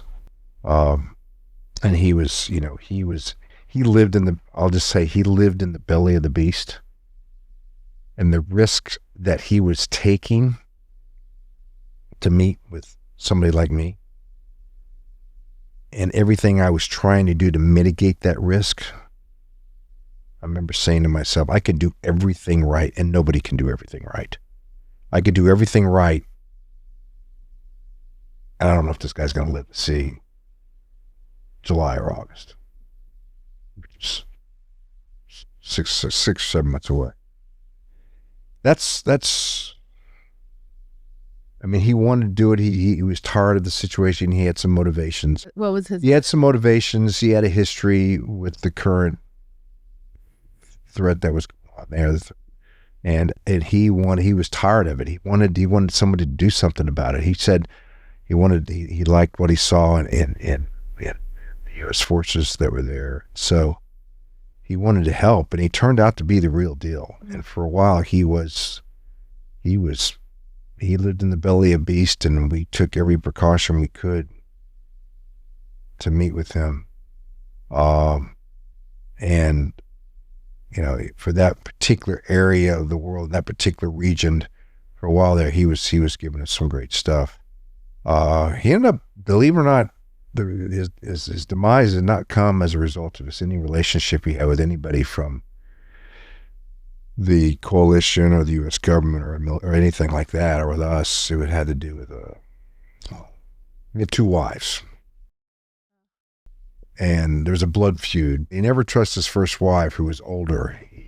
The old wife resented this, the younger wife, the second wife, and that ended up being the end of his demise.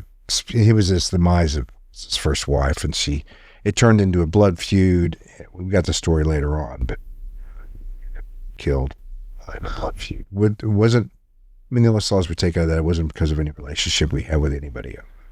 Which means you handled him very well. And the ones after me did extremely well, but which was hard to do, but, you know, he still died a year later. So, because of that, he actually, it's interesting. His very, very first concern in that very first meeting we talked about was his oldest wife, his first wife. And that's what did him in. You know, he knew from the get-go. Somehow, and she basically turned on him and created some sort of blood feud, and it got him killed. I don't have all the details of that. But that guy, let me tell you, man, he had a pair, if I can use that analogy. And they were made of brass. I'm telling you, I did things with him. I asked him to do things, and you know, trying to mitigate the risks and trying to ensure his safety as much as you possibly can. He did some things for us, and I'm not going to get into the details of some of the things he did. That really took. It's one thing to volunteer up some information. It's another thing to go do some of the things that he did. And I almost felt like there's almost a, you know, it's the human part of this where, you know, I'm asking this guy to do something that's so freaking dangerous. If he gets caught, it's going to cost him everything, including his family. You know, I mean, you have his life in your hand. He has your life in your hands. That's asking a lot out of somebody. And this guy stepped up to the plate. I mean, he was something else. He impressed me with some of the things that he had done and some of the modifications he made to his vehicle, some of the things he'd done as it's developed. And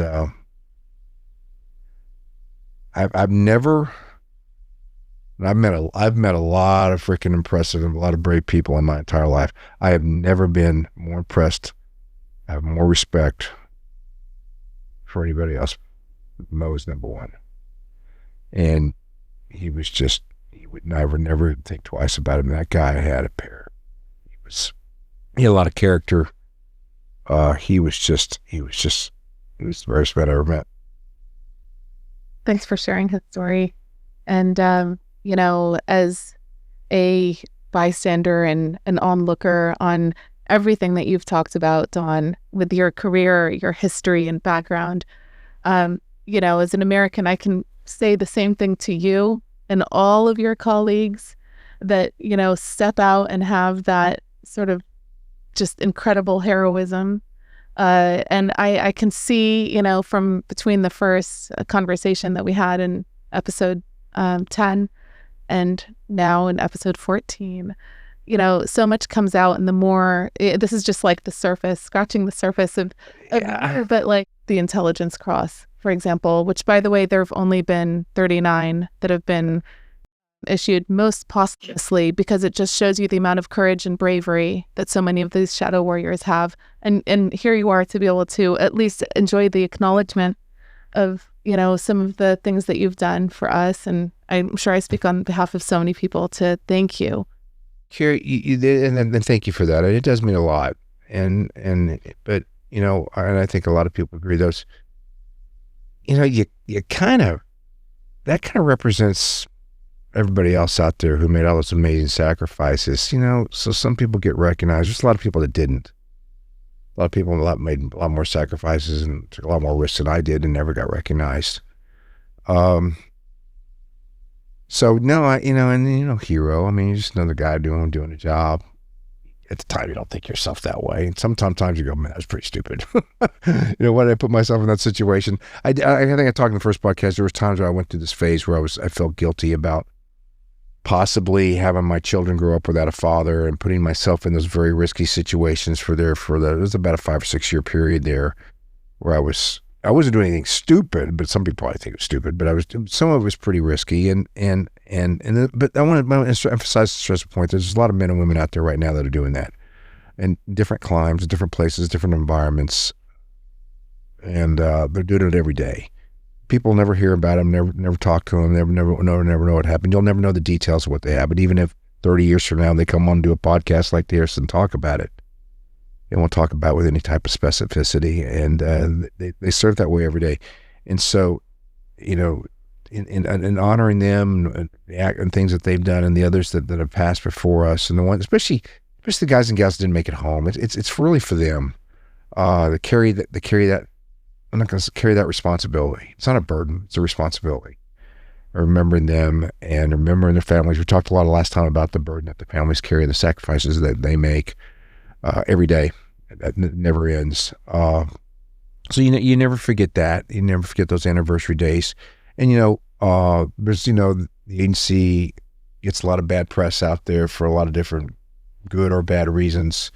I think it's a pretty good press with the Maduro thing, but you guys nailed it. Well, everybody nailed it. Yeah, it was a good joint. Washington Post tries to do its best to try to throw us on the bus, stuff like that, throw them on the bus. But let me tell you, there are a lot of brave people that are doing some heroic things that you'll never know that happened, but it's what keeps our country, our great nation thriving today and protecting it in ways that most of us can't even begin to comprehend. And it's not just one individual, one little thing, it's the totality of it all, whether it's the intel analyst here or the targeter there, the case officer there, or the special ops operator there, or the pilot here, or the crew chief there. It doesn't matter. It's the totality of it all. There's a million different things that needed to happen to go down and grab, for example, using the Maduro operation, a million different things that happened. Those analysts, those targeters, there's elite guys. I mean, it just goes on and on and on. All of them need to contribute. All of them need to be there to participate. Otherwise, the whole thing falls apart. It's just not the guys. It's just not the Delta operators that kick in the doors. Everything. They'll be the first ones to tell you this. They'll be the first ones to tell you that none of that happened. And we don't do that unless all this other stuff comes together. The guys that fix the helicopters, the guys, all that stuff. It just goes on and on and on. It's the totality. Use that word totality a lot. It's you take it all in. It's just not one particular thing. Without one, the other 10 or 15 things don't happen, or don't happen as well, or people don't come home, or people get hurt. That was amazing. They got in and got out, and nobody got hurt. I mean, that was great. Anytime you can do that, it's an A+, and plus they accomplished the mission. Whether you agree or disagree with going down and snatching him and grabbing that way, just purely from a mission and an execution perspective, it was absolutely brilliant. I've always considered the greatest commando raid in my lifetime, goes all the way back to the beginning of my lifetime, was the raid on Entebbe. And it's what inspired me. I did my high school senior thesis on the raid on Entebbe. Remember we talked about first of my travels to Israel and exposure to the Israeli military and stuff like that. And so the focus on Africa, living on Africa. So they had the raid on Entebbe where the Brits came in, feigned that they had the media mean the Ugandan president, and they went in and they got the hijacked passengers and very few casualties. on target. It was very successful. And this is done, at a time when technology wasn't what it is right now. And I remember my high school English teacher saying, you want to do your high school English thesis on about a commando raid? And I'm like, yes. I said, I lived in Africa. I've been to Israel. I know this is boom, boom, boom, boom. So I did. I had a whole chart up there, and I had a schematic at how they came in, and I gave this big presentation. I still consider it. There was a movie made about it with Lee Marvin and Charles Bronson, Delta Force or something like that years ago. Greatest commando raid of all time. I throw that little tidbit in there at the last for those people who never read about Raid on Entebbe. Read about it, watch the movie. I don't think I've seen the movie, but there's been a new movie that came out on it 8, 9, 10 years ago. I can't even remember the name of it. Some actor you recognize is in it. It's not bad. The Delta Force movie, but the book on the Raid on Entebbe back in the 70s, it was put out, is really good. And dealing especially with the technology of the day. What the Israelis had to deal with, the distances they had to travel. Uganda's a long way down there. It is really quick. How they used deception. So surgical. Yeah, how they used deception, how they used the cultural, they understood the culture and they kind of turned that against themselves and used it against themselves. And they feigned that this was Idi Amin's limousine coming in. I mean, they did all this stuff. Idi Amin was this horrible dictator in Uganda during the 70s. And so, and they had, I'll just say the bad guys had hide. I think it was at Last King of Scotland, I think. I think that might have been it. That talked about, that talked about Idi Amin. Yeah, that famous actor. I can picture him. I can't think his name. He's a great actor. Excellent guy. Plays him, but that's not about the Raid on Entebbe, but plays into that. And how they ended up landing the aircraft in Uganda, and then because they were going to have a friend in Idi Amin and the terrorists, and how they come in and kill the bad guys and save the people. So, I don't know how it got stuck on the greatest, but that's always considered the greatest commando raid of all time, in my humble little opinion. We were talking about Maduro. Maduro, this might very well be the same. I don't know all the details of it, but for those who are historians out there, Raid on Entebbe is fantastic.